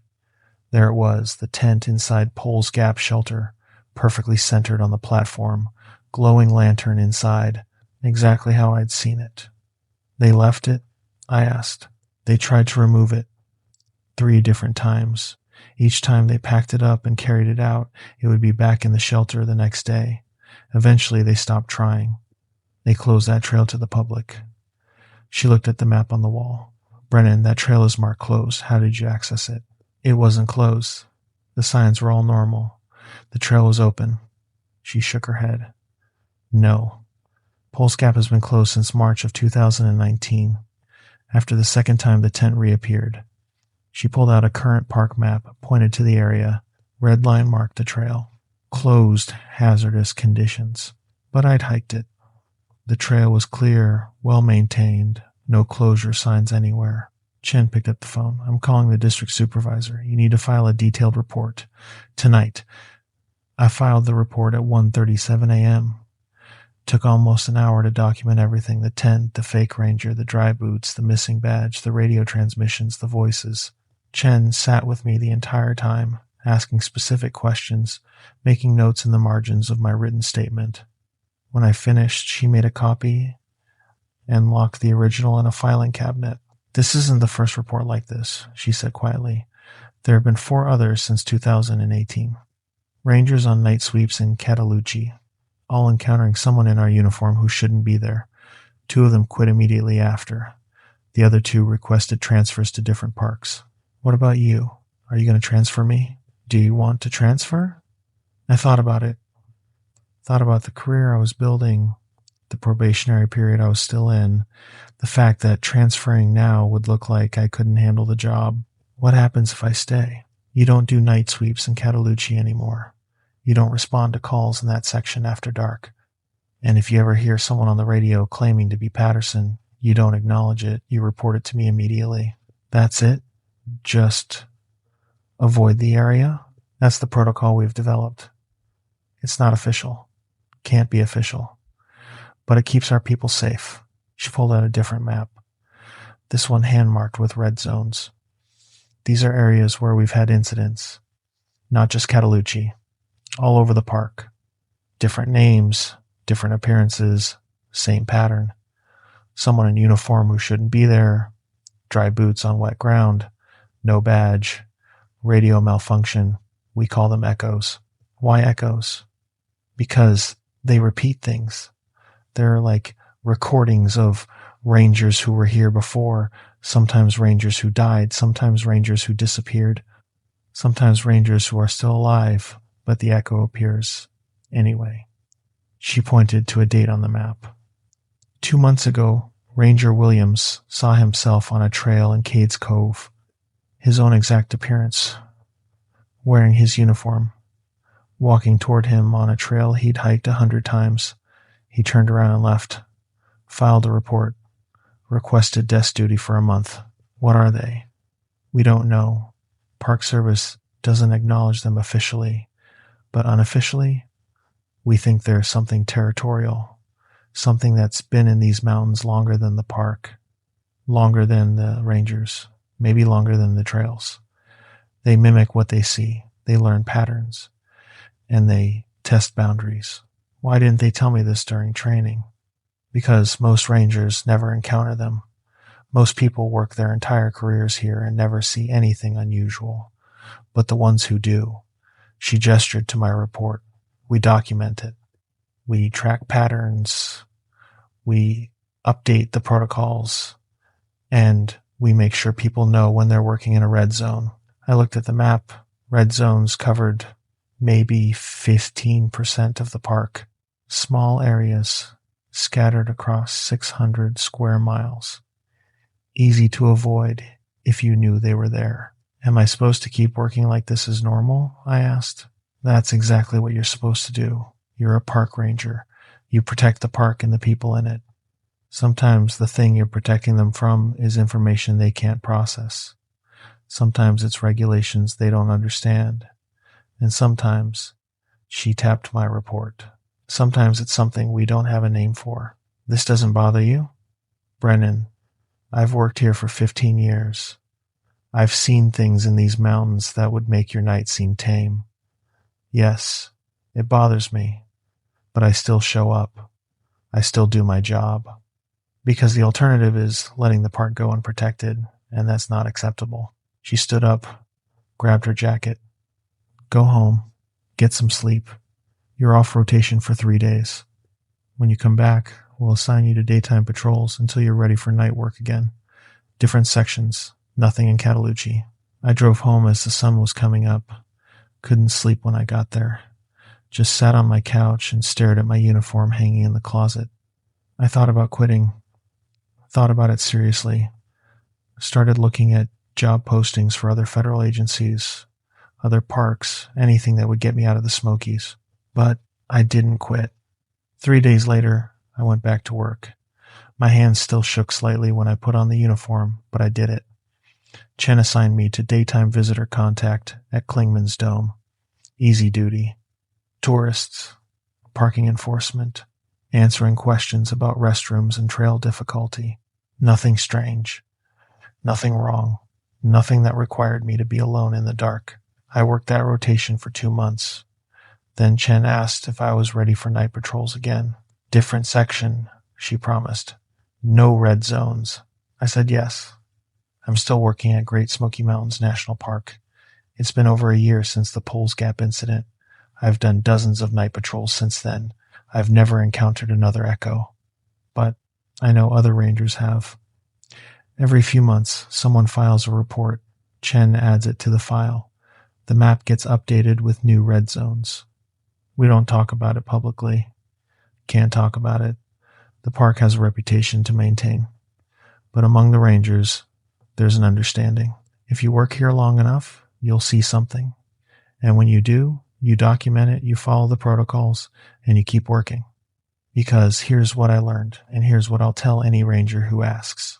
If you're on patrol and you encounter another ranger who shouldn't be there, wrong station, wrong shift, wrong vehicle, or no vehicle at all, do not engage beyond basic pleasantries. Note their appearance. Check for badge number. Verify through dispatch. If you can't verify, if your radio malfunctions, if they have no badge or dry boots on wet ground, you disengage. You return to your vehicle immediately. You get to a radio that works or drive until you have cell service, and you report it. Do not follow them. Do not accept their help. Do not let them lead you anywhere, and absolutely do not camp with them or stay in a location they suggest. The uniform doesn't make someone a ranger. The badge does. The verification does. Trust the protocols, not the appearance. These mountains are old, older than the park, older than the trails we maintain, and something in them has learned to mimic the people who protect them. It wears our uniforms. It uses our names. It knows our protocols. But it can't cross certain thresholds. It can't fake a badge number. It can't survive radio verification, and it stops at the edge of our station lights. So, if you're a ranger, trust your training. Trust your radio. Trust your instincts. And if something feels wrong, it probably is. The mountains don't need more missing ranger reports. We've got enough of those already. Story 4, Wrong Brother. My brother called my name from the woods. But my brother died 3 years ago. I'm going to tell you this story because I need to say it out loud. I need to put words to what happened at our family cabin in November of 2023, 3 years after I buried my younger brother. This isn't about getting closure or moving on or any of that therapy language people use when they don't know what else to say. This is about understanding that grief makes you vulnerable, and something in the mountains of West Virginia knows exactly how to use that vulnerability against you. My name is Alex Hartley. I'm 34 years old. My brother Jake was 28 when he died in a car accident on Route 19 outside of Beckley on November 9th, 2020. Drunk driver crossed the center line at 11:30 p.m. on a Friday night. Jake was coming home from a friend's birthday party. He was sober, toxicology report confirmed it. Just driving home on a road he'd driven 1,000 times. The other driver had a blood alcohol level of 0.17, more than twice the legal limit. Jake died on impact. The drunk driver walked away with a broken arm and a concussion. He got 3 years in prison, served 18 months, and was released on good behavior. I don't think about him much. The drunk driver, thinking about him, doesn't help, doesn't bring Jake back, doesn't change anything. So I focus on what I can control. My own grief, my own memories, my own way of moving forward. Or at least, that's what my therapist told me I should do. I went to 6 sessions after Jake died, then stopped going because sitting in an office talking about feelings felt like a waste of time when I could be working or running or doing anything that kept my brain occupied. The story I'm telling you happened on November 11th, 2023, 3 years and 2 days after Jake's funeral. The first time I'd gone back to our family hunting cabin since his death. The first time I'd tried to continue the tradition we'd built over 15 years of hunting together every November. Our cabin is in Monongahela National Forest, about 40 miles southeast of Elkins, West Virginia. 12 miles off the main highway, on progressively worse roads paved to gravel, to dirt, to 2 ruts through the woods. The last 3 miles take 30 minutes to drive because the road is so rough. It's not much, one room, maybe 20 feet by 20 feet, propane heat, no electricity, no running water. There's a hand pump well about 50 yards from the cabin that still works if you prime it. Outhouse another 50 yards in the opposite direction. Our grandfather built it all in 1973 on a 5-acre plot he purchased from the Forest Service when they were selling off parcels to raise funds. When he died in 2003, it passed to our dad. When Dad's knees gave out in 2015, too many years of construction work, too much cartilage worn away, he passed it to me and Jake jointly. Equal shares, equal responsibility, equal memories. We'd been going there together since we were kids. I was 8 the first time Dad brought me. Jake was too young to hunt, but Dad brought him anyway because Mom said they were both going or neither was going, and she wasn't going to deal with a toddler alone for 2 weeks. By the time Jake was 12, he was hunting with us. By the time he was 16, he was a better shot than either me or Dad. By the time he was 25, the cabin felt more like his place than ours. He knew every tree stand, every game trail, every good spot to glass for deer. He'd upgraded the propane system, fixed the leaking roof, replaced the rotted floorboards by the door. He loved that cabin more than any place on earth. After Jake died, I couldn't go back. Couldn't even drive past the turnoff on Route 33 without feeling like someone was crushing my chest with both hands. Our mom kept asking when I'd return to the cabin, said Jake wouldn't want me to abandon the tradition, said it wasn't healthy to avoid places just because they hurt. Our dad just nodded and said I'd know when I was ready, said grief doesn't follow a schedule. November of 2023, I decided I was ready. Or at least, I decided I needed to try. I drove up on November 10th, a Friday. 5-hour drive from my apartment in Charlotte. I'd taken the whole week off work, packed my bow, my gear, enough food for 7 days. The plan was simple. Spend a week at the cabin, hunt the same stands Jake and I had built together, process whatever I needed to process, and maybe start healing. I reached the cabin at 4:30 p.m. The sun was already low, November light, going gold through the bare trees. The cabin looked exactly the same rough-cut lumber gone gray with age, corrugated metal roof patched with squares of mismatched metal where Jake had fixed leaks. Single window facing east with plywood shutters we'd close against winter storms. Door facing the dirt track that passed for a driveway. Jake's truck wasn't there, obviously, but for a half-second, pulling up alone in the clearing, I expected to see it.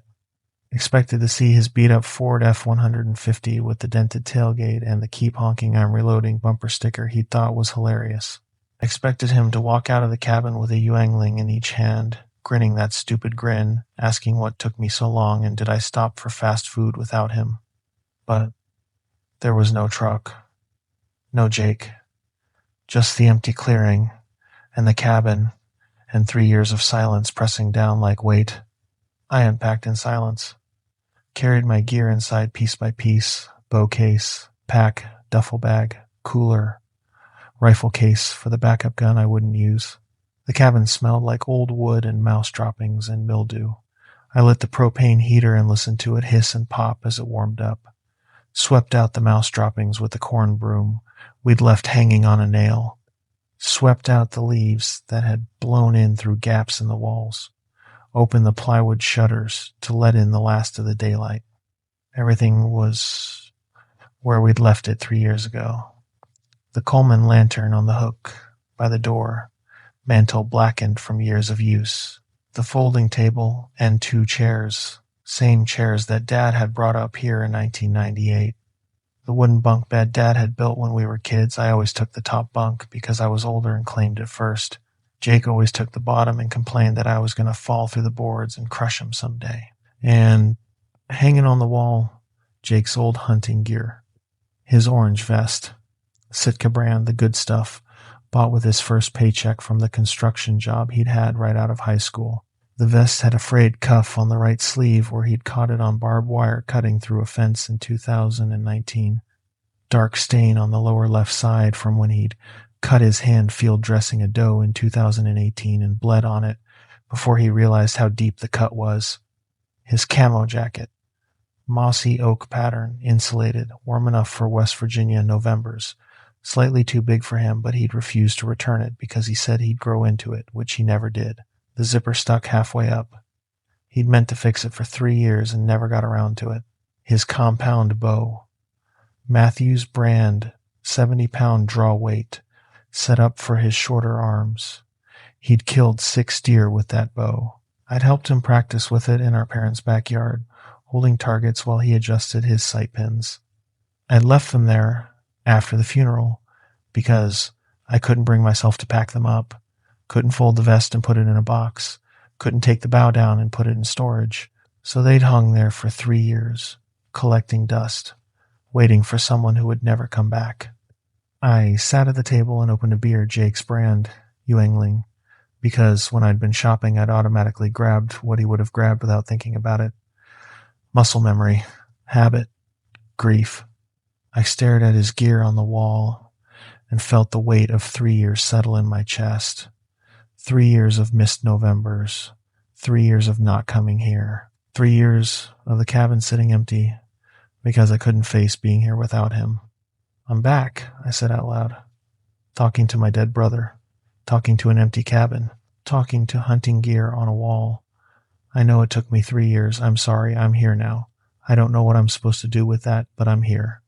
The cabin didn't answer. The gear didn't move. I hadn't expected them to. I finished the beer, opened another one, and made dinner on the propane stove. Freeze-dried beef stroganoff. Same brand Jake and I had always bought because it was cheap and tasted decent enough when you were hungry. I ate straight from the pouch and tried not to think about how quiet the cabin was without him. Jake had been a talker, constant commentary, running jokes, stories about people from work, from town, from everywhere. He'd made noise just to fill silence because silence made him uncomfortable. I'd always thought it was annoying. Now I would have given anything to hear him ramble about nothing. I cleaned up, hung the trash bag from the ceiling beam where mice couldn't get it, and tried to read by lantern light. Some thriller I'd picked up at a gas station. I read the same page 4 times and retained nothing. At 9 p.m. I gave up and climbed into the top bunk, my bunk still wearing my boots because the cabin hadn't warmed up enough yet and my feet were cold. I lay there staring at the ceiling beams and listening to the propane heater hiss and the wind move through the trees outside. This was a mistake. I wasn't ready. I should leave in the morning, drive back to Charlotte and pretend I'd tried, and that was enough. At 11:17 p.m., I heard Jake's voice. It came from outside, from the direction of the tree line about 50 yards behind the cabin. Clear as anything, his voice, his exact tone. Alex. Hey, Alex, you out here? I sat up so fast I hit my head on the low ceiling beam. For 3 seconds I couldn't breathe, couldn't think. Just heard my brother's voice calling my name from the woods. and my brain couldn't process what that meant. Alex, come on, man. I know you're here. I saw your truck. I climbed down from the bunk and went to the window. Moonlight made the clearing visible bare dirt, the fire ring we'd built from creek stones, the woodpile covered with a tarp. Beyond that, the tree line. Dark. Nothing moving. Jake? I called through the window. My voice cracked. There you are. Dude, I've been looking everywhere for you. Come out here for a second. Every rational part of my brain was screaming that this was impossible. Jake was dead. I had watched them lower his casket into the ground. I'd stood at his grave on every anniversary of his death. Dead people don't call your name from the woods. But it was his voice. Perfect. The way he said dude, like it was the most natural word in the world.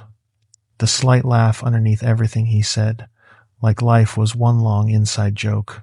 I grabbed my flashlight and opened the cabin door.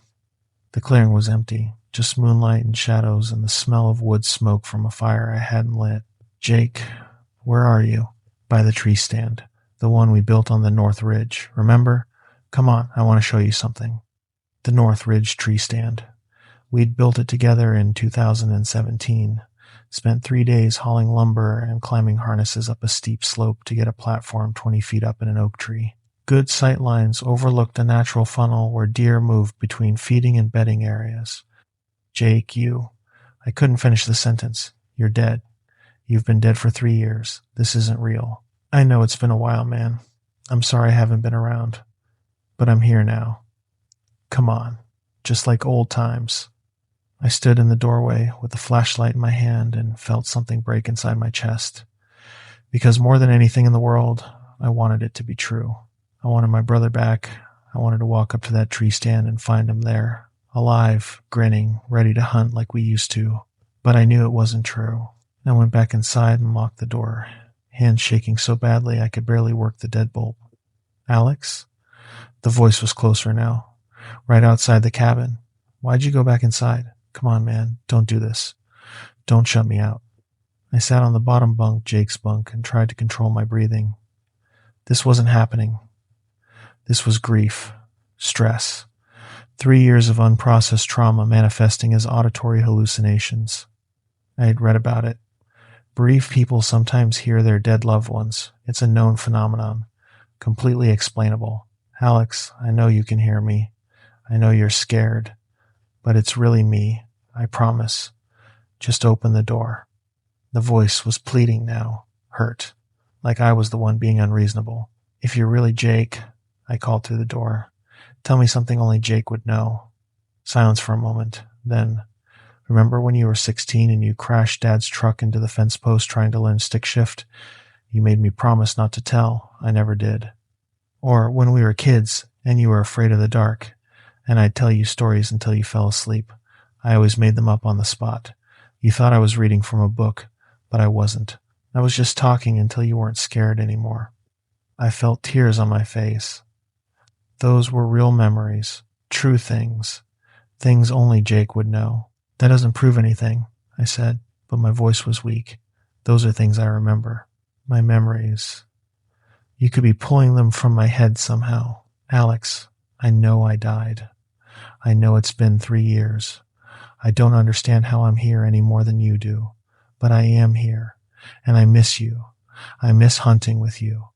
I miss the cabin. I miss everything. The voice cracked, like Jake was crying. Please, just let me see you, just once. That's all I'm asking. I put my head in my hands. Every instinct I had was at war. The rational part of my brain knew this wasn't real. The grieving part of my brain didn't care. It wanted to believe, wanted to throw open the door and find my brother standing there. Impossible, but true. I can't, I whispered. I can't do this.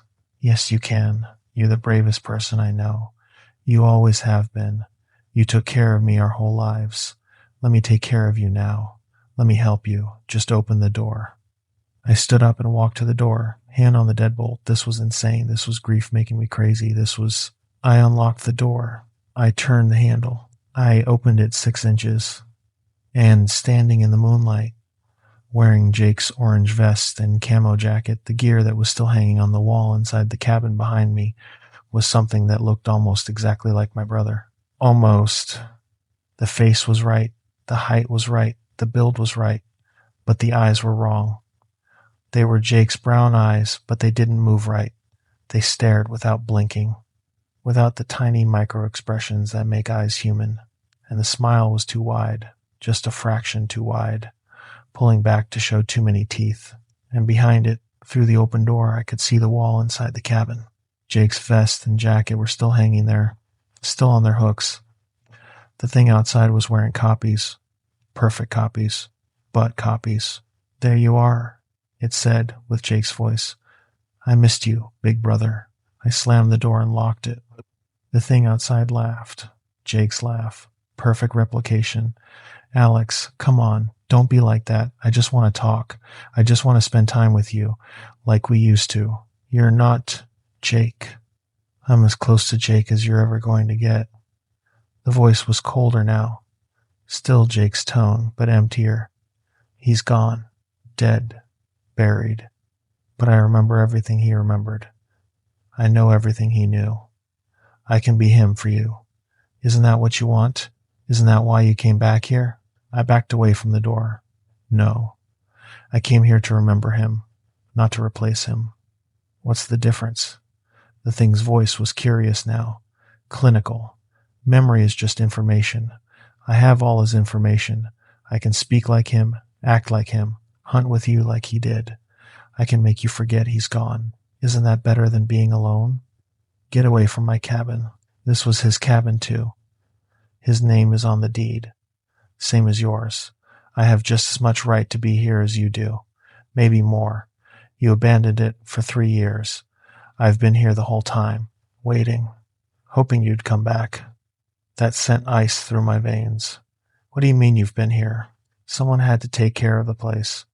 Someone had to keep the tradition alive. I've been hunting these woods every November since Jake died, using his stands, his trails, his favorite spots. I even got a deer last year. 8-point buck. Jake would have been proud. The voice was warm again, nostalgic. I field dressed it right there by the Northridge stand. Left the gut pile for the coyotes, like Jake always did. I looked at the gear on the wall. Jake's vest, his jacket. If the thing outside was wearing copies, where did the copies come from? You're wondering about the clothes, it said, reading my silence. I made them. I can make anything if I study it long enough. Took me about 6 months to get the wear patterns right. The frayed cuff on the jacket sleeve. The blood stain on the vest from that time Jake cut his hand gutting a doe in 2018. Every detail. Perfect. Why? I asked. Why do this? Because Jake loved it here. Loved hunting. Loved spending time with you. And now he's gone. But I can continue what he started. I can be what he was. Better, even. I don't get cold. Don't get tired. Don't make mistakes. I'm the perfect version of your brother. You're not my brother. You're a thing wearing his face. Silence. Long enough that I thought maybe it had left. Then the voice came back, darker. You're right. I'm not Jake. Jake is in the ground rotting. Been there for 3 years. Worms in his eye sockets. Flesh falling off his bones. That's your brother Alex. That's what's left of him. I'm something better. I'm the memory without the decay, the love without the loss. And you're going to let me in eventually. Tonight, tomorrow, next year. Doesn't matter. Grief doesn't heal. It just gets quieter. And when it gets loud again, and it will, you'll open that door. You'll let me in. You'll let me be him for you. Because the alternative is accepting that he's really gone. And you can't do that. Can you, Alex?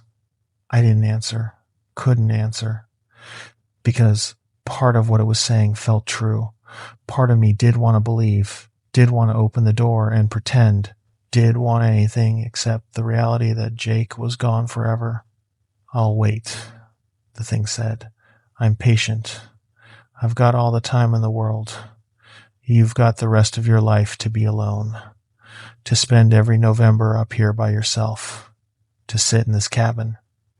And remember, or you can let me in, and we can make new memories, better memories, memories where Jake never died, where the drunk driver missed, where we're both here, both hunting, both alive.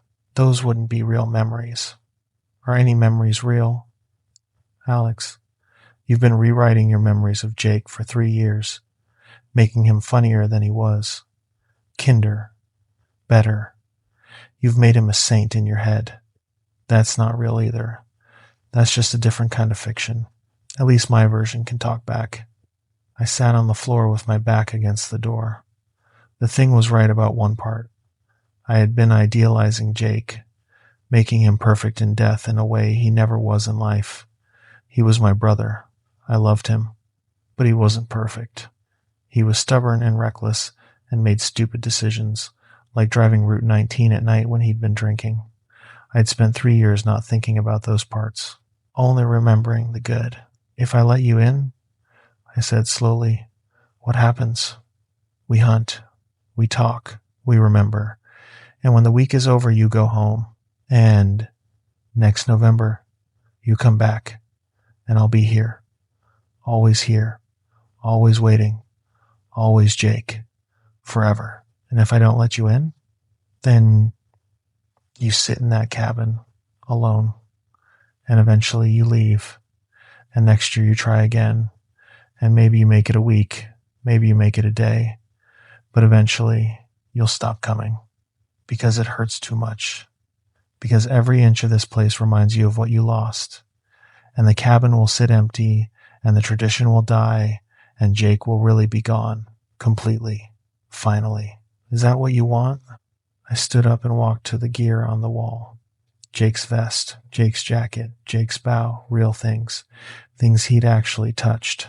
Things that still smell faintly like him, gun oil and coffee and the specific laundry detergent our mom used. I took the vest off the hook, held it, felt the weight of it. The frayed cuff where Jake had caught it on barbed wire. The blood stain from 2018 when he'd cut his hand. Then I walked to the propane heater and dropped the vest on top of it. The synthetic material melted first, then caught. Orange flame, black smoke. What are you doing?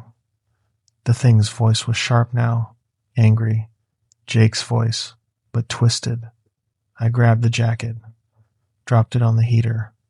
More flame, more smoke. The cabin started to fill with the acrid smell of burning synthetic fabric. Stop it. Those are his things. You're destroying him. These aren't him, I said calmly.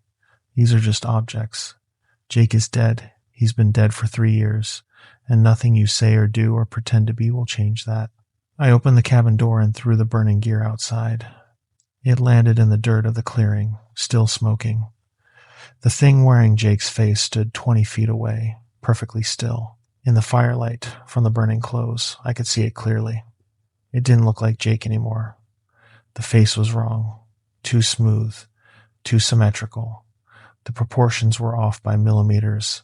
Eyes too far apart, mouth too wide, nose too straight. It was like looking at an AI-generated image of a human, almost right but fundamentally wrong in ways your brain immediately recognizes. You can't let him go, it said. Not Jake's voice now. Something else, flat, emotionless. Humans can't let go. It's not in your nature. You'll grieve forever. You'll hurt forever.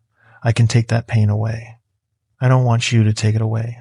The pain is part of remembering him correctly. The real him, not your perfect copy, not my idealized version. The actual person, flaws and all. The thing tilted its head. Same wrong angle I'd seen in other stories. Too far, neck-bending wrong. Then you're choosing pain, deliberately. That's irrational. Yeah, it is. But it's human. And you're not. It stood there for a long moment, lit by burning orange fabric. Then it turned and walked into the woods. Not Jake's walk. Something else. Too smooth. Too efficient. It moved between the trees and disappeared. I stayed in the doorway until the burning clothes were just embers. Then I went back inside and locked the door. I didn't sleep that night. Just sat at the table with all the lights on, propane lantern, flashlight, headlamp, and waited for dawn. At 6:47 a.m., the sun came up. I went outside and checked the clearing. The burned remains of Jake's vest and jacket were still there in the dirt. No footprints, except mine. No evidence that anything had been there except ash and my own boot tracks. I spent the rest of that day taking down the tree stands Jake and I had built, all 4 of them. The North Ridge stand, the Creek Bottom stand, the Hollow stand, the one by the old logging road. I used my climbing harness and hand tools to dismantle everything and carried the lumber back to the cabin, stacked it by the wood pile. That night, I started a fire in the fire ring, a real fire, and I burned all of it, every piece of lumber from the stands, every plank that Jake had touched. I sat by that fire until 3 a.m., feeding it wood, watching our old work turn to ash and smoke in memory, every piece of lumber we'd carried, every nail we'd hammered. Every hour we'd spent building those stands together, all of it burned, all of it gone, and it felt right. It felt like the proper ending. On November 13th, I packed my gear and drove home to Charlotte. The 5-hour drive felt longer this time. I didn't get a deer that week, didn't even try. Didn't set up in a tree stand or walk the game trails or do any of the things I'd driven up there to do. That wasn't why I'd come. Not really. I'd come to face something I'd been avoiding for 3 years, and I'd faced it. That was enough. I sold my share of the cabin to a cousin in December. Told my parents I couldn't keep it anymore. They understood, or at least they said they did. But here's what I learned. And here's what I need you to understand. If you've lost someone, grief makes you vulnerable. It makes you want impossible things. It makes you willing to accept substitutes, anything that looks or sounds or feels like the person you lost. And there are things in the world that know this. Things that can mimic voices, wear faces, recall memories. Things that understand exactly how to use your grief against you. If you're alone in the woods and you hear the voice of someone you've buried, do not answer them. Do not open the door. Do not convince yourself it might be real. It's not. The dead don't come back. They don't call your name. They don't wear their old clothes and wait in the tree line. What you're hearing is something else. Something that learned your grief by watching you. Something that studied your memories and figured out exactly what you want to hear. And if you let it in, if you accept the substitute, you'll never properly mourn. You'll never heal. You'll just be trapped in a cycle of artificial comfort that slowly hollows you out. The pain of loss is real. The grief is real. And they're supposed to be real. That's how we remember people correctly. Not as perfect copies, not as idealized versions, but as the complicated, flawed, real humans they were. So, if you're alone at a family cabin, or a childhood home, or any place heavy with memory, and you hear a voice you thought you'd never hear again, remember this. The people we love don't haunt us. We haunt ourselves. And sometimes something else notices and decides to help. Don't let it. Lock the door. Wait for daylight. And when the sun comes up, burn whatever needs to be burned to move forward. Jake is dead. He's been dead for 3 years. And nothing, not grief, not hope, not wishful thinking, not perfect mimicry will change that. But I remember him, the real him, and that's enough. That has to be enough. Story 5, 3 days lost. I was lost for 3 days. The search and rescue team found my camp, but they never found what was circling it. I need to tell this story while it's still fresh, while the details are still sharp in my memory, because in a few months my brain is going to start smoothing over the rough edges, making it easier to process, easier to live with. That's what brains do with trauma. They file it away, soften it, make it manageable. But right now, 6 days after they pulled me out of Cherokee National Forest, I still remember everything with crystal clarity, and I need to get it down before that clarity fades. My name is Nathan Cross. I'm 41 years old. I've been bow hunting for 23 years, since I was 18, and my uncle took me out for the first time in the hills outside Knoxville. I'm not a novice. I'm not someone who goes into the woods unprepared. I own good gear. I know how to use a compass and a map. I understand survival basics, and I respect the wilderness. I've hunted in Tennessee, North Carolina, Georgia, and Virginia. I've spent hundreds of nights in the backcountry. I know what I'm doing. Or at least, I thought I did. This happened in early December of 2023. December 3rd through December 5th, to be specific. I'd drawn a late-season bow tag for Cherokee National Forest, Zone 4, which covers about 80 square miles of mountainous terrain in eastern Tennessee near the North Carolina border. Late-season hunting is different from early season. The easy deer are already dead. The smart ones are educated and cautious, and the weather is unpredictable. But the woods are empty of other hunters, and if you're patient and willing to work for it, you can have incredible success. I'd planned a 4-day hunt, December 2nd through December 5th, solo, which is how I preferred it. I had a campsite reserved at Big Creek, one of the designated backcountry sites that required a permit but offered good access to prime hunting areas. The forecast looked decent, highs in the low 40s, lows in the upper 20s, mostly clear with a chance of rain on day 3. Standard December weather for the southern Appalachians.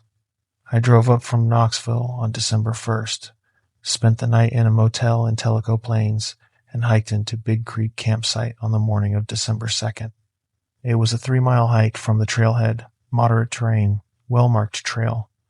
I got to camp around noon, set up my tent, organized my gear, and hung my food bag from the bare cables. The campsite was empty. I had it to myself, which was perfect. December 2nd, I hunted the afternoon. Saw 2 does and a spike buck, nothing I wanted to shoot. The temperature dropped to 28 degrees that night. Cold, but manageable. I slept well in my 0-degree bag. December 3rd was when everything changed. I woke up at 5:30 a.m. to the sound of wind and the feeling that something was wrong. The temperature had dropped significantly. My thermometer read 18 degrees inside the tent. When I unzipped the door and looked out, I saw snow. Not the forecast rain. Snow. Coming down steady. Already 2 inches on the ground. I checked my phone. No service that was normal for this area. But I had downloaded the weather radar before I'd lost signal, and when I opened it, the cache data showed a low-pressure system that hadn't been in the forecast. A surprise early winter storm moving in from the northwest, expected to dump 4 to 8 inches of snow across the higher elevations. This was a problem, but not a crisis. I'd hunted in snow before. I had good gear, plenty of food, and the trail back to the trailhead was well marked. If the snow got too bad, I could pack up and hike out. 3 miles through snow was doable. I made breakfast instant oatmeal, coffee from my Jetboil, protein bar, and decided to hunt the morning anyway. The deer would be moving, trying to feed before the storm got worse. I'd give it until noon, see if I could get something on the ground, then reassess based on conditions. I packed my day pack with survival essentials, first aid kit, fire starter, space blanket, headlamp, extra batteries, 2 protein bars, water bottle, compass, map, knife. Put on my base layers, insulated pants, insulated jacket, orange vest, orange hat, gloves, grabbed my compound bow, and release. I was dressed for the cold and prepared for an all-day sit if needed. The plan was to hunt a ridge about 1.5 miles northeast of camp.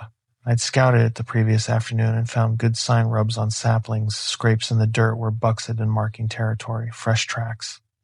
There was a natural saddle on the ridge where deer would cross between feeding and bedding areas. Perfect ambush point. I left camp at 6:45 a.m. The snow was coming down heavier now, 3 inches on the ground, accumulating fast. My headlamp beam cut through the falling snow, like I was inside a snow globe someone kept shaking. I followed the trail north for 1/2 mile, marking my progress by checking the white blazes painted on trees every 100 yards or so. The blazes were getting harder to see through the snow, but they were there. I counted them. 1, 2, 3, 4, 5. At the 5th blaze, I left the trail and started cutting east cross-country toward the ridge, using my compass to maintain bearing. I'd done this dozens of times before leaving maintained trails to access better hunting spots. You pick a landmark ahead of you, walk to it, pick another landmark, keep your bearing consistent. Simple navigation. Except in heavy snow, landmarks disappear. That distinctive boulder becomes just another white lump. That bent tree looks like every other bent tree. Your sense of distance gets distorted because you're moving slower than usual, working harder, paying more attention to where you're putting your feet than where you're going. I thought I was going east. Check my compass every few minutes, 90 degrees, due east. But what I didn't account for was terrain deflection. When you're walking through rough country, you naturally veer around obstacles. A thick stand of rhododendron, you go around it. A steep gully, you angle to avoid it. Each small deviation adds up. You think you're going east, but you're actually going northeast or southeast, and by the time you've been walking for 30 minutes, you're significantly off course. This is where I made my first mistake. I should have stopped every 10 minutes and taken a precise bearing. Should have written down my heading and my back azimuth. Should have used my map to confirm that the terrain I was seeing matched what I expected to see. But I was confident. I'd been doing this for 23 years. I knew how to navigate pride. That's what gets people killed in the woods. Not lack of knowledge, pride in their existing knowledge that prevents them from double-checking the basics. By the time I realized my error, I had been walking for 45 minutes, and I was somewhere I didn't recognize. I stopped and pulled out my map and compass, trying to orient myself. The map showed a ridge running roughly east-west, about a mile from my camp. I should be on that ridge by now, but I was on a slope that descended north into what looked like a creek valley. According to the topographic lines on my map, there shouldn't be a creek valley in this direction. I should have hit the ridge by now, which meant I'd either misread my compass or I'd compensated wrong for the magnetic declination, the difference between true north and magnetic north, which in this area was about 7 degrees west. If I'd forgotten to adjust for declination, I'd been walking 7 degrees off course for 45 minutes. That would put me, I checked the map, that would put me in the drainage north of the ridge instead of on the ridge itself. Fixable. Navigation errors happen. You don't panic. You stop. You reassess. You correct course. I decided to climb back uphill to the south until I hit the trail I'd left, then restart from a known position. Back to basics. Back to certainty. This is where I made my second mistake. Instead of retracing my exact path, which would have been slow but certain, I angled southwest, figuring I'd intercept the trail faster by cutting the corner. It made sense mathematically. I'd walked northeast for 45 minutes, so if I walked southwest, I should hit the trail sooner than if I backtracked.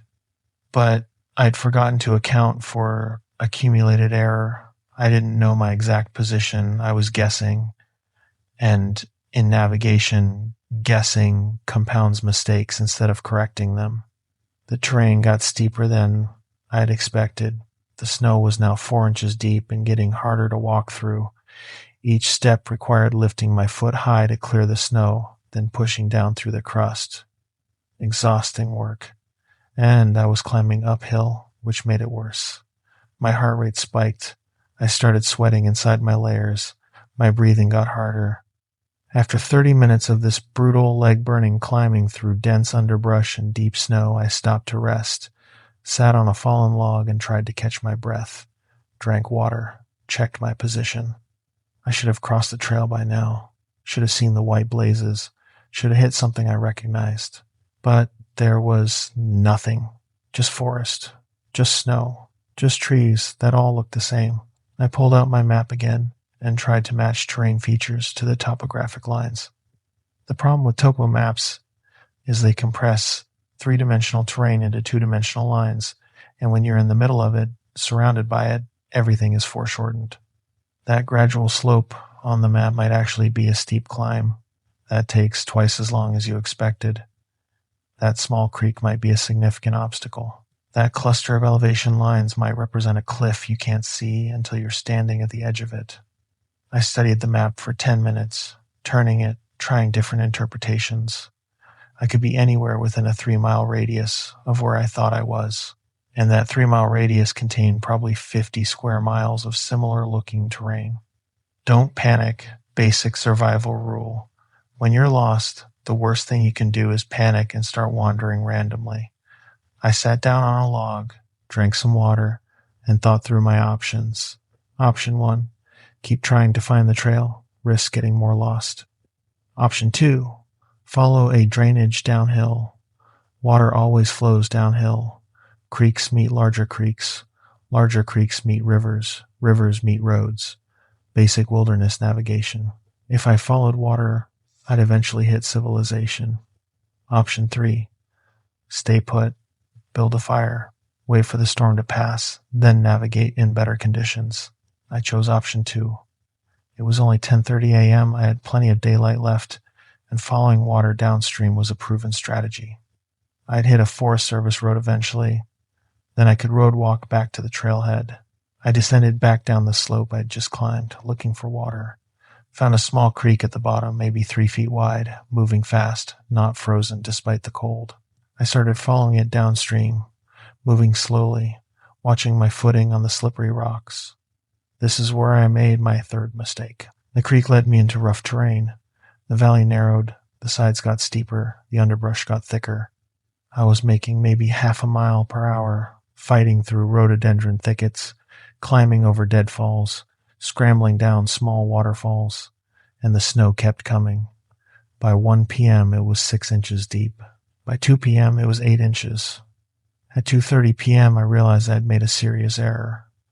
The creek I was following had led me into a gorge with near vertical walls on both sides. I couldn't climb out. I could only go forward or backward, and backward meant climbing back up waterfalls I'd scrambled down. I kept going forward. The gorge had to open up eventually. At 3 p.m. the snow stopped, the temperature dropped, and I was still in the gorge. At 3:30 p.m., with maybe 2 hours of daylight left, I accepted that I was genuinely lost. Not turned around lost. Not temporarily confused lost. Actually lost. I had no idea where I was, no idea how to get back to camp, and I was in terrain that was getting more dangerous by the hour. I needed to stop moving and set up for the night. I found a spot where the gorge widened slightly, where a fallen hemlock tree, massive thing, probably 3 feet in diameter, had come down years ago and created a natural windbreak. The trunk was elevated off the ground on one end where it had broken partway through another tree before falling. This created a sheltered space underneath. The snow under the tree was only 4 inches deep. The thick evergreen canopy of the hemlock had blocked most of the snowfall, even though the tree was dead. This was the best shelter location I was going to find. I had maybe 90 minutes of usable daylight left. I needed to work fast and work smart. First priority, shelter. I needed to get off the cold ground. Snow is an excellent insulator when you're on top of it, but it will suck the heat right out of you if you're lying on it. I cleared snow in a 10-foot by 10-foot area, using my bow as a makeshift shovel, scraped and pushed snow until I exposed bare ground. Then I gathered dead leaves and pine needles, anything dry I could find in the protected spaces, and created a layer about 6 inches thick. This would be my insulation from the ground. Second priority, firewood. This was critical. I needed enough wood not just to start a fire, but to keep it burning all night. A fire that goes out at 2 a.m. is worthless. By the time you rebuild it, you've lost core body heat and you're in real danger. I started gathering dead wood. Not just any wood, dry wood. I looked under logs, under overhangs, in the protected cracks of standing dead trees. Found branches that snapped clean instead of bending. Found bark that flaked off in dry pieces instead of peeling wet. This was time-consuming work. Each piece had to be tested, evaluated, carried back to camp. I built a pile, a big pile, enough wood to burn for 8 hours if I fed it conservatively. Sorted it by size, tinder bark, dry leaves, small twigs, kindling, finger-sized sticks, fuel, wrist-sized branches, and overnight wood, arm-sized logs that would burn slow and hot. Third priority, fire. This was life or death. No fire meant hypothermia. Meant freezing to death in the night. I couldn't afford to fail. I pulled out my fire kit. I carry redundancy because I'm not stupid.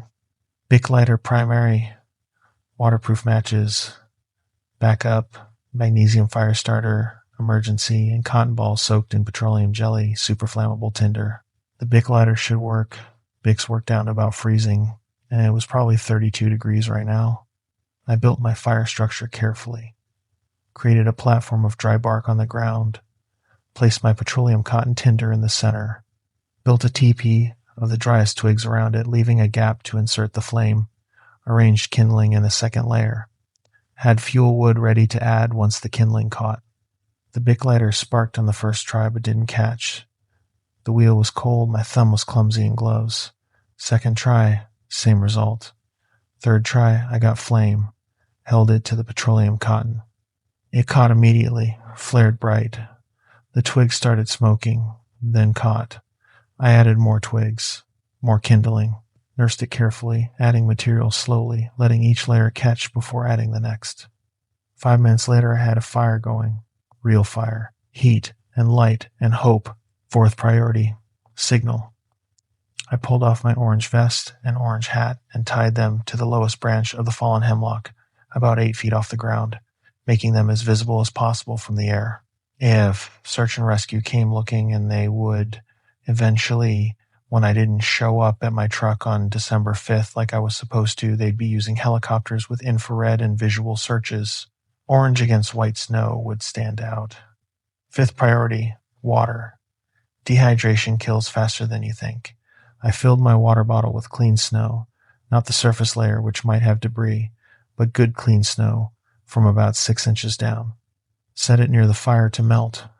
While I waited, I ate one of my protein bars, actually, half of one. 250 calories per bar. I had 2 bars total. That's 500 calories. If I was out here for 2 days, that's 250 calories per day. Not enough. Not even close, but enough to keep my brain functioning and my body from complete shutdown. Sixth priority, prepare for nighttime. I gathered everything I might need during the dark hours and arranged it within easy reach of my fire spot. Headlamp with fresh batteries. Extra batteries in my pocket, keeping them warm against my body. Fire starter kit.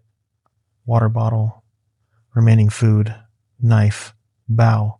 The bow was useless as a weapon, but useful as a tool. I could use it as a digging stick, a brace, a poker for the fire. By the time I had completed my setup, it was full dark. The temperature was dropping fast. I estimated low 20s and falling. My thermometer was back at my tent at Big Creek, but I could feel the cold biting through my layers. The fire was throwing heat and light in a circle about 10 feet across.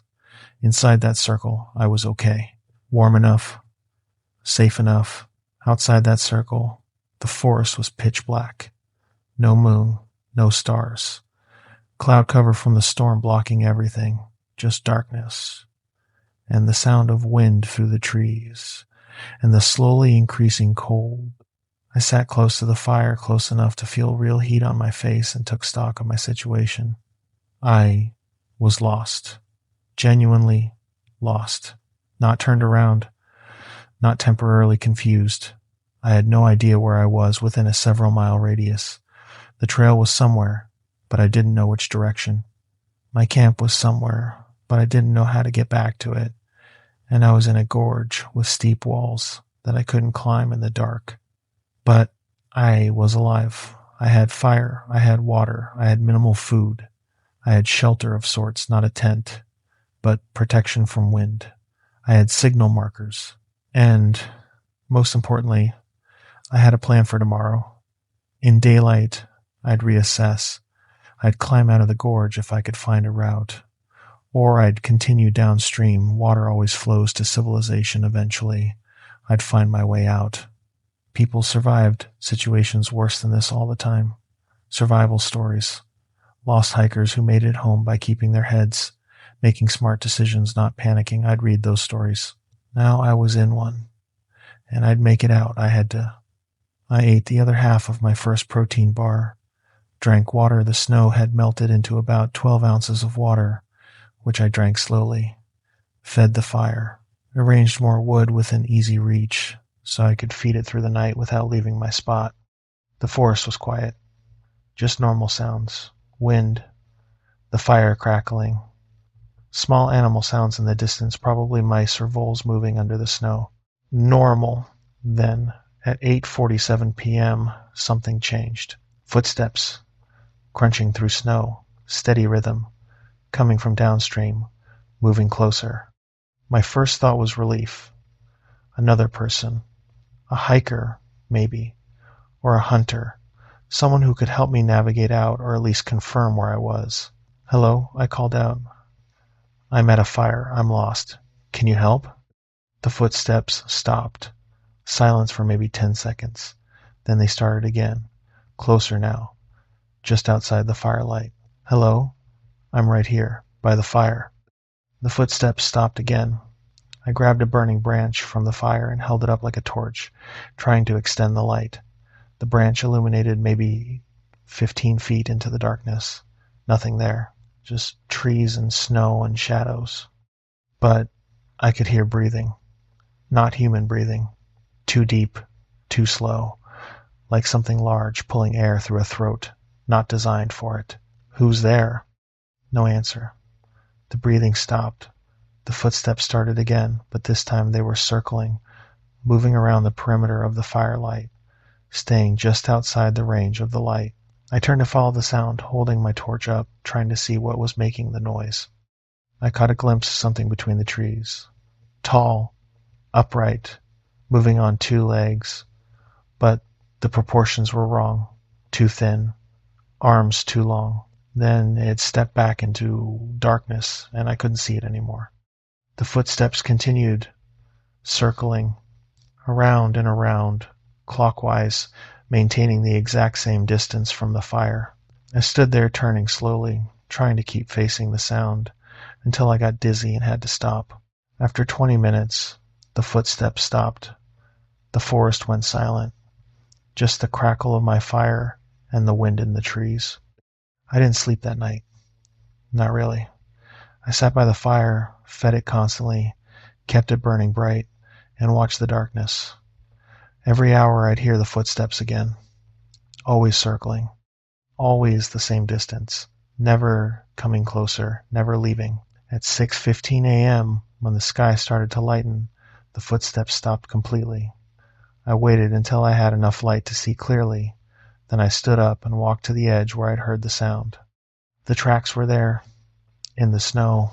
They started as boot prints, human boot prints. Size 11 or 12, good tread pattern, moving in a circle around my fire. I followed them, walking the perimeter. The circle was perfect. Exactly 23 feet from the center of my fire. I measured it by counting paces, but as I followed the tracks around the circle, they changed. The heel became narrower, the toes became longer, the stride got wider. By the time I'd walked halfway around the circle, the tracks didn't look like boot prints anymore. They looked like something else, something with a longer foot, narrower heel, toes that spread wide like fingers. I followed them all the way around. By the time I got back to where I'd started, the tracks were completely inhuman. Long, narrow, with what looked like claw marks at the end of each toe impression. And then, exactly where the circle completed, the tracks stopped, just ended, like whatever made them had simply ceased to exist at that point. I stood there staring at the tracks for a long time, trying to make sense of them, trying to find a rational explanation. Animals don't make tracks that transition from human to inhuman. Animals don't walk in perfect circles. Animals don't stop existing. But the tracks were there. Real. Undeniable. I went back to my fire and added wood. Ate the other half of the protein bar from yesterday. Drank water. Tried to think. I needed to get out of this gorge. The thing, whatever it was, had stayed outside the firelight. That meant fire was protection. But I couldn't keep a fire going while moving. And I couldn't stay here indefinitely. I looked at my options. Downstream, the gorge continued, getting narrower and more dangerous. Upstream meant backtracking, climbing waterfalls, exhausting work. The walls of the gorge were too steep to climb directly. But about 50 yards upstream, I had noticed a place where a rock slide had created a slope that might be climbable. Maybe 30 feet of elevation gain, 45-degree angle, loose rock and snow, but possible. I packed my minimal gear, kicked snow over the fire to extinguish it, and started climbing. It took me 45 minutes to climb 30 feet. The rocks were loose, the snow made everything slippery, and I had to test every handhold before trusting my weight to it. But I made it. Got to the top of the gorge wall and found myself on a ridge, covered in hardwood forest, oak, hickory, bare branches against gray sky. I checked my compass, picked a bearing due south, figuring I had to hit the main trail eventually if I went south long enough. Started walking. The snow was deeper up here, 10 inches, maybe more in drifts. Walking was exhausting. High step, post hole, pull out, repeat. I was burning calories fast, and I had nothing left to eat. By noon, I had covered maybe a mile. I stopped to rest and melt more snow for water. The temperature was in the low 30s, warm enough that the snow was getting heavy and wet. My boots were soaked. My feet were cold but not numb yet. I had maybe 4 hours of daylight left. I kept walking. South. Always south. The ridge went up and down, forcing me to climb and descend, burning more energy. At 2 p.m. I saw smoke. Not forest fire smoke. Wood smoke. Thin, gray, rising from somewhere ahead of me and below me, down the slope to the east. Smoke meant people. Smoke meant a cabin or a camp or someone who could help me. I changed course, angling downhill toward the smoke, moved as fast as I could through the deep snow, sliding in places, catching myself on trees. The smoke got thicker. I could smell it now. Wood smoke. Cedar, maybe, or pine. I came over a small rise and saw the source. A campfire, burning in a clearing, but no tent, no camp, no people, just a fire burning in the middle of nowhere, surrounded by snow. I approached carefully. The fire was maybe 3 feet across, built in a ring of stones. It was burning strong, well fed, like someone had just added wood, but there was no wood pile, no axe, no saw. No tracks in the snow leading to or from the fire. Just the fire, burning alone. I stood there trying to understand what I was seeing. Fires don't build themselves. Fires don't maintain themselves. Someone had to be here, had to have just been here. Hello? I called. Is anyone here? I need help. No answer. Just wind and the crackle of the fire. I looked around the clearing. No footprints. The snow was undisturbed except for where I'd walked. But the fire was real. I could feel the heat from it, could see the flames consuming wood that had to have come from somewhere. I backed away slowly and kept moving south. Whatever that was, I wanted no part of it. By 4 p.m. I was exhausted, dehydrated despite drinking melted snow, hungry, cold, and still lost. I hadn't seen any landmarks I recognized, hadn't crossed any trails, hadn't found any roads. I needed to stop for the night again, find shelter, build another fire, hope that tomorrow I'd find a way out. I found a dense stand of hemlocks and built my second camp underneath them. Same process as the night before. Clear snow, gather wood, build fire, hang orange vest, prepare for a long night. This time I had no food at all, just water and the knowledge that something was out here with me, something that walked in circles and left impossible tracks. Night 2 was worse than night 1. The footsteps started earlier this time, 7:15 p.m., still twilight, and they were closer. Not inside the firelight, whatever the thing was. It seemed to respect that boundary. But right at the edge, moving in that same clockwise circle. But this time I could hear more, not just footsteps, voice, sounds. Not words, not language, just sounds that might have been trying to be words.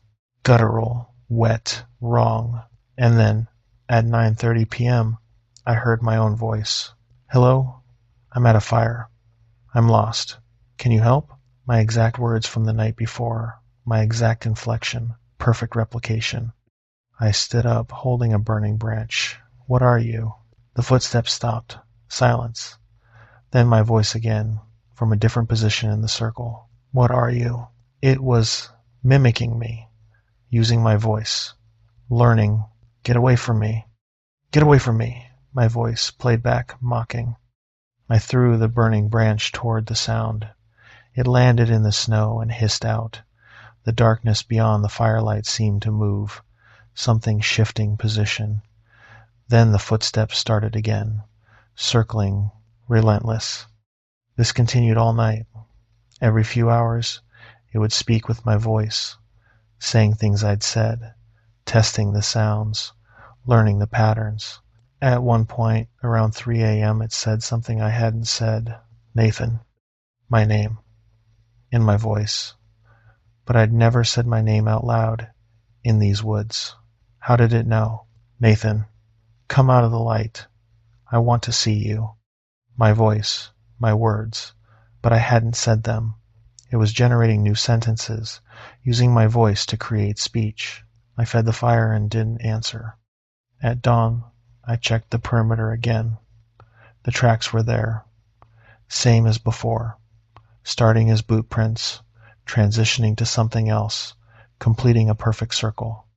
This time the circle was closer 19 feet from the fire instead of 23. It was getting braver. I ate nothing that day. Had nothing to eat. Just drank water and tried to keep moving.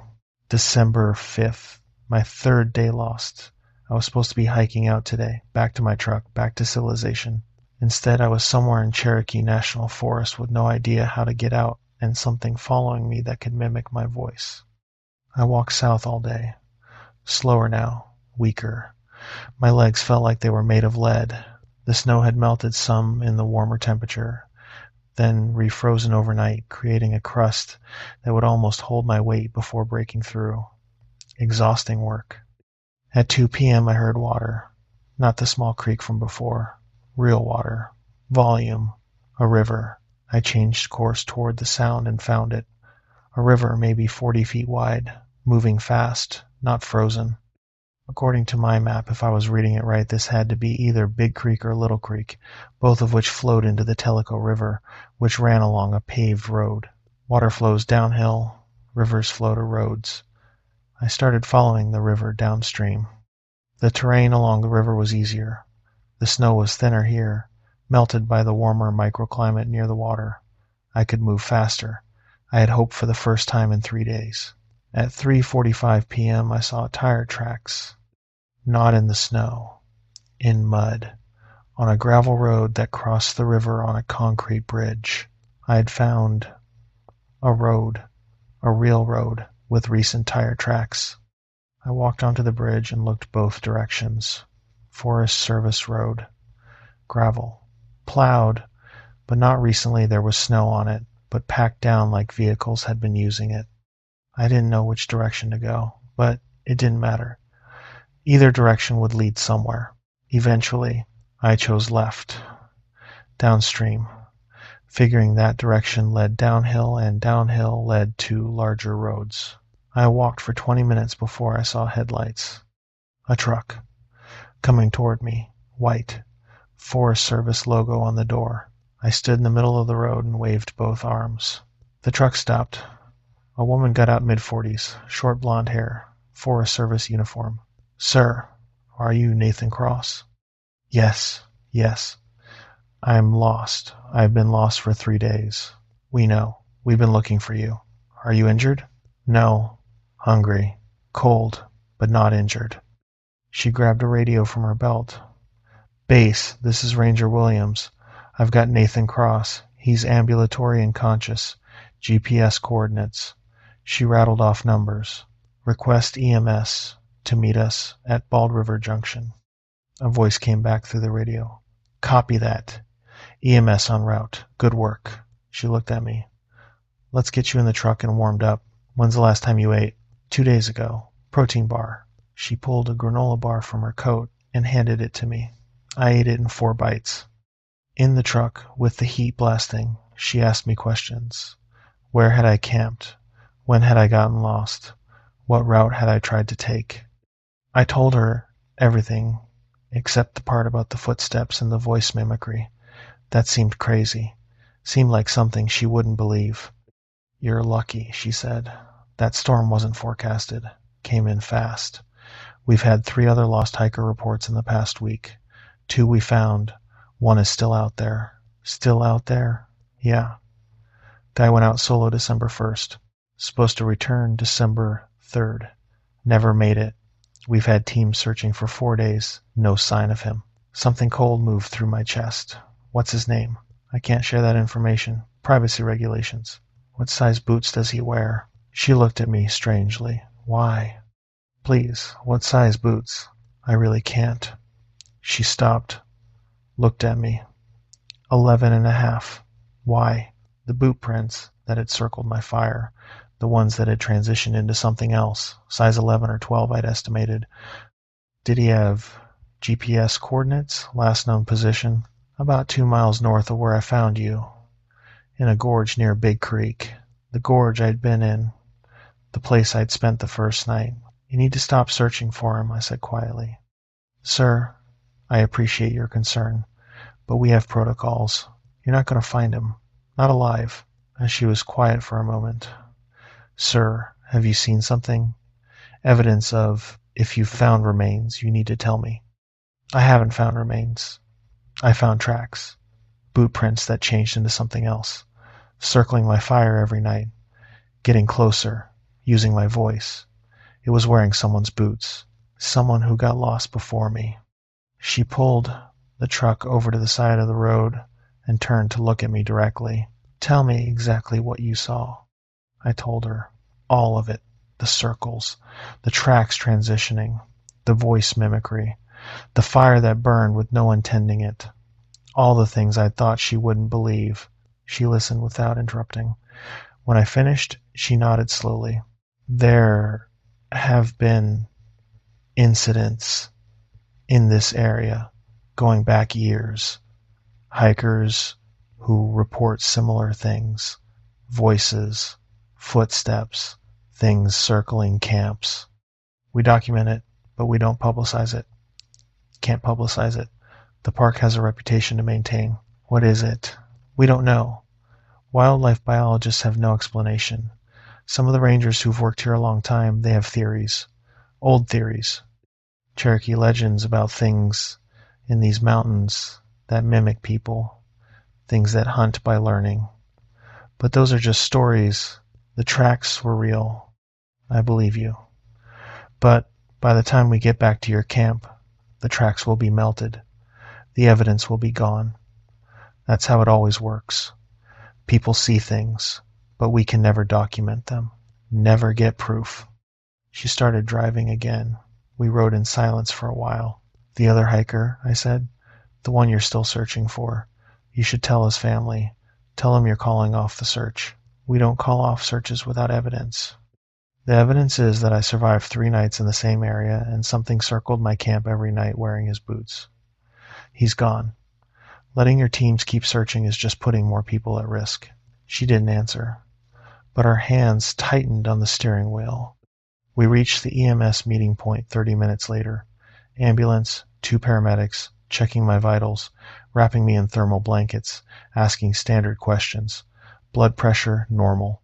Heart rate elevated but stable.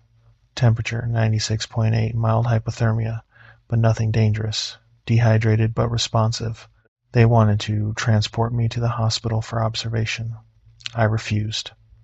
I wanted to go home. Wanted to be away from these woods as fast as possible. Ranger Williams drove me back to the Big Creek trailhead where my truck was parked. It was 6:30 p.m., full dark. My truck sat alone in the parking lot, covered in snow. Your gear is still out there, she said. At your camp. We'll send a team to retrieve it tomorrow. Keep it, I don't want it back. Sir, some of that gear is expensive. I don't care. I don't want anything from those woods. She nodded, handed me her card. If you remember anything else, any other details, call me. I took the card. Are you going to report what I told you about the tracks? I'll note in the report that you experienced disorientation and possible auditory hallucinations due to stress and caloric deficit. That's the official version. The rest? She shrugged. The rest goes in the other file. What other file? The one we don't show the public. I drove home that night. 5 hours back to Knoxville. Got to my apartment at midnight. Took the longest, hottest shower of my life. Ate everything in my refrigerator. Went to bed and slept for 14 hours straight. When I woke up, I checked the news. Cherokee National Forest had called off the search for the missing hiker. Family notified. Search suspended pending new evidence. The official statement said that conditions made further searching too dangerous for rescue personnel. I knew the real reason. 3 days later, Ranger Williams called me. I was at home, eating lunch, trying to pretend that life was normal again. Trying to pretend I hadn't spent 3 nights in the woods, being circled by something that wore stolen boots. Mr. Cross, I wanted to follow up. We sent a team to retrieve your gear from the camp at Big Creek. Your tent, your pack, your equipment. It's all accounted for. Everything you left is ready for pickup. Thanks. I didn't want it. Didn't want to touch anything that had been in those woods, but I said thanks anyway. But we also documented something else during the search, something I think you need to know about. I set down my sandwich. What? We use thermal imaging during the search flights. Standard practice when looking for lost hikers. We fly grid patterns with FLIR cameras, forward-looking infrared that can detect body heat signatures through tree canopy. Trying to find the missing hiker, trying to find you. Okay. The night of December 4th, we flew over the area where you said you'd made your second camp. We weren't sure of your exact location at the time, but we were covering the general area. The thermal imaging recorded 2 heat signatures. One was you, sitting at your fire. The other was circling you, about 20 feet away, moving in a perfect circle, consistent speed. Clockwise direction. We have it on video. My hand started shaking. I set the phone down and put it on speaker so I could hold on to something solid. What did it look like? On thermal?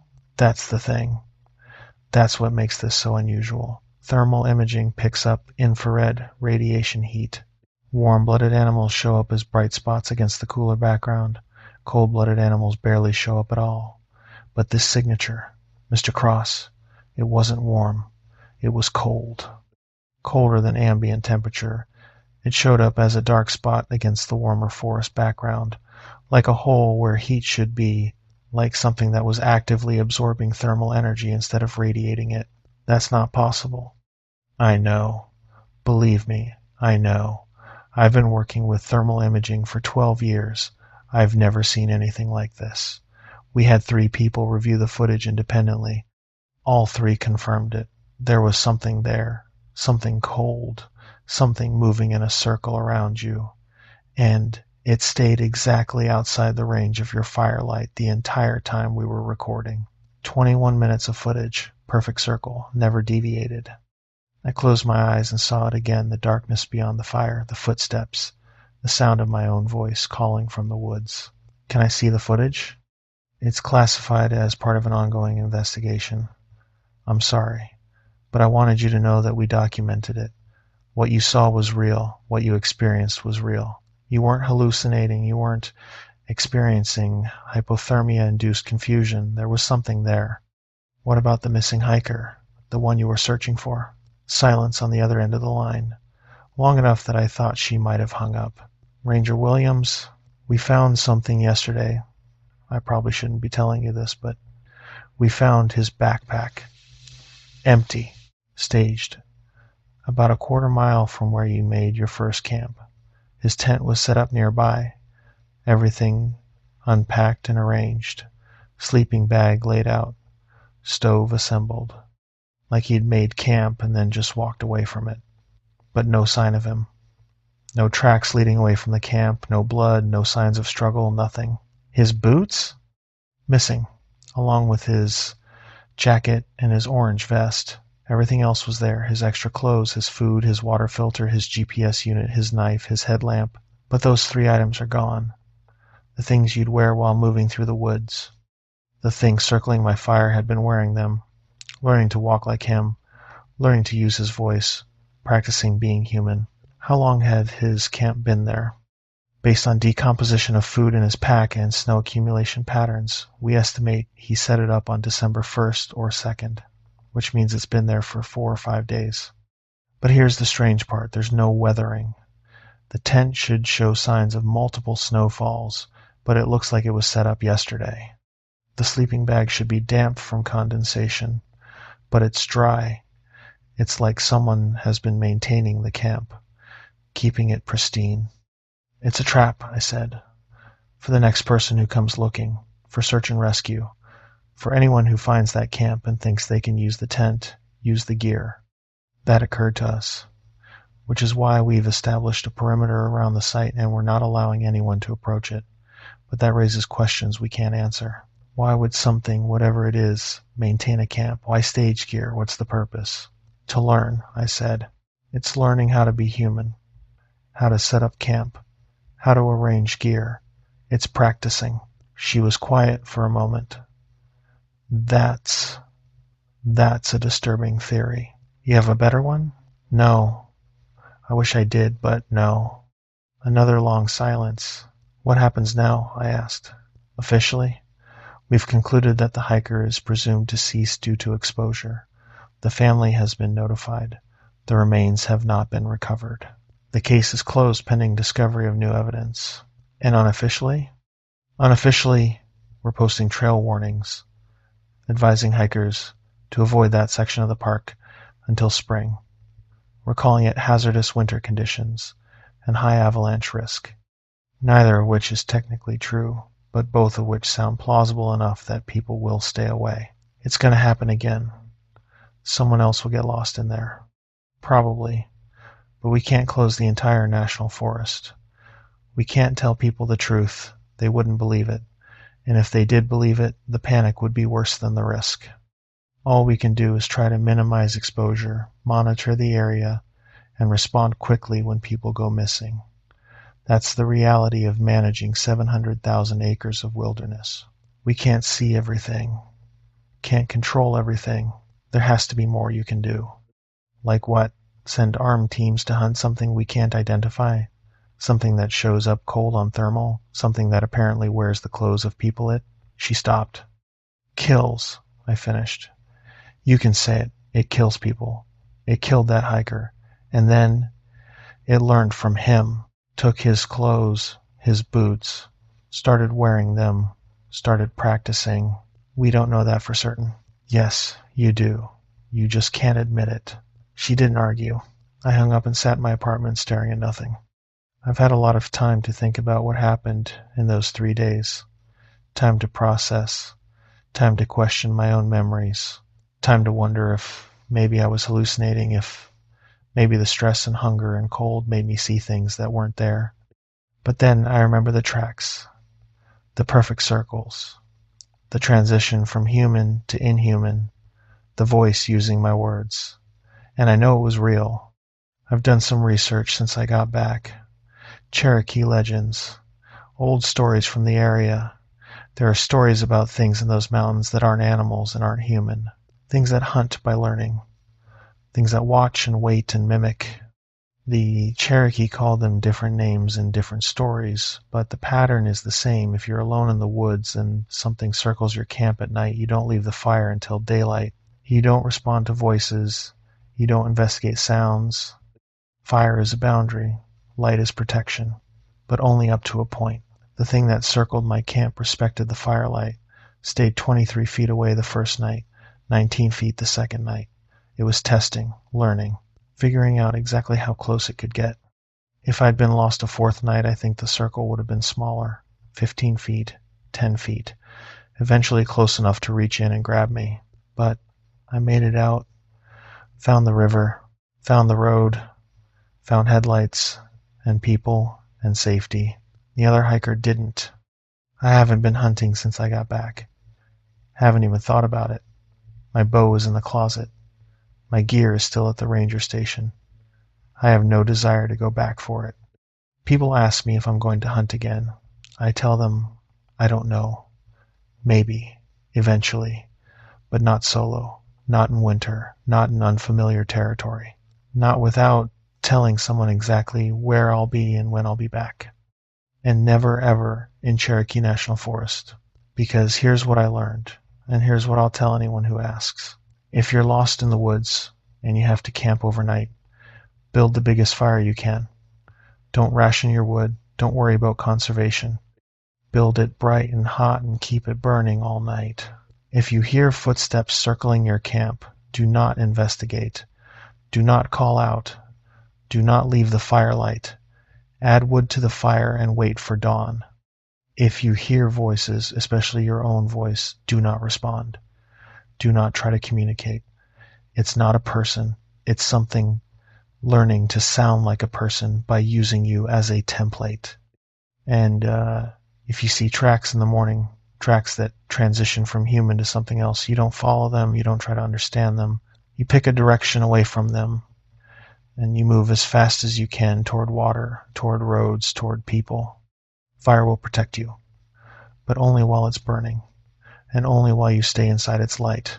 The thing in those woods respects boundaries, but it's patient. It will wait. It will watch. It will learn. And if you give it enough time, it will figure out how to cross the line. I survived 3 days because I kept the fire burning and I found a way out before it got brave enough to come closer. The hiker before me wasn't so lucky. He's somewhere in those woods. Or what's left of him is, and something is, wearing his boots, learning to walk like him, practicing his voice, waiting for the next person who gets lost, the next person who builds a fire and wonders what's making those sounds in the darkness. Don't be that person. Stay on the trail, tell people where you're going, carry extra batteries and backup navigation, don't hunt solo in winter, don't trust the forecast, don't assume you know the terrain. And if you get lost anyway, if you find yourself alone in the mountains with night coming on, build your fire big and bright and pray that dawn comes before whatever's circling decides to test the boundary. I was lucky. The thermal imaging footage proves what was out there. The missing hiker's empty gear proves what it can do. I survived, but I'll never forget the sound of my own voice calling to me from the darkness. Never forget the tracks that started human and became something else. Never forget the 3 days when I was prey. The mountains are beautiful. They're also ancient, and some things that live in them are older than we understand, older than our trails and our maps and our confidence. Respect that. Learn from my mistakes and stay in the light. Thank you for listening to this one. This is the last story in my Applachian collection. If these 5 accounts have meant something to you, if they've made you think twice about solo trips or helped you understand that the woods aren't always what they seem, then subscribe to the channel. I'll be putting out more stories from different regions, different situations, different encounters. And if you've experienced something similar, tracking that changed, voices that mimicked circles around your camp, leave your story in the comments. The more we share these experiences, the more we can learn, the more we can protect each other. Stay safe out there. Keep your fires burning. And remember, you're not always alone in the woods, even when you think you are.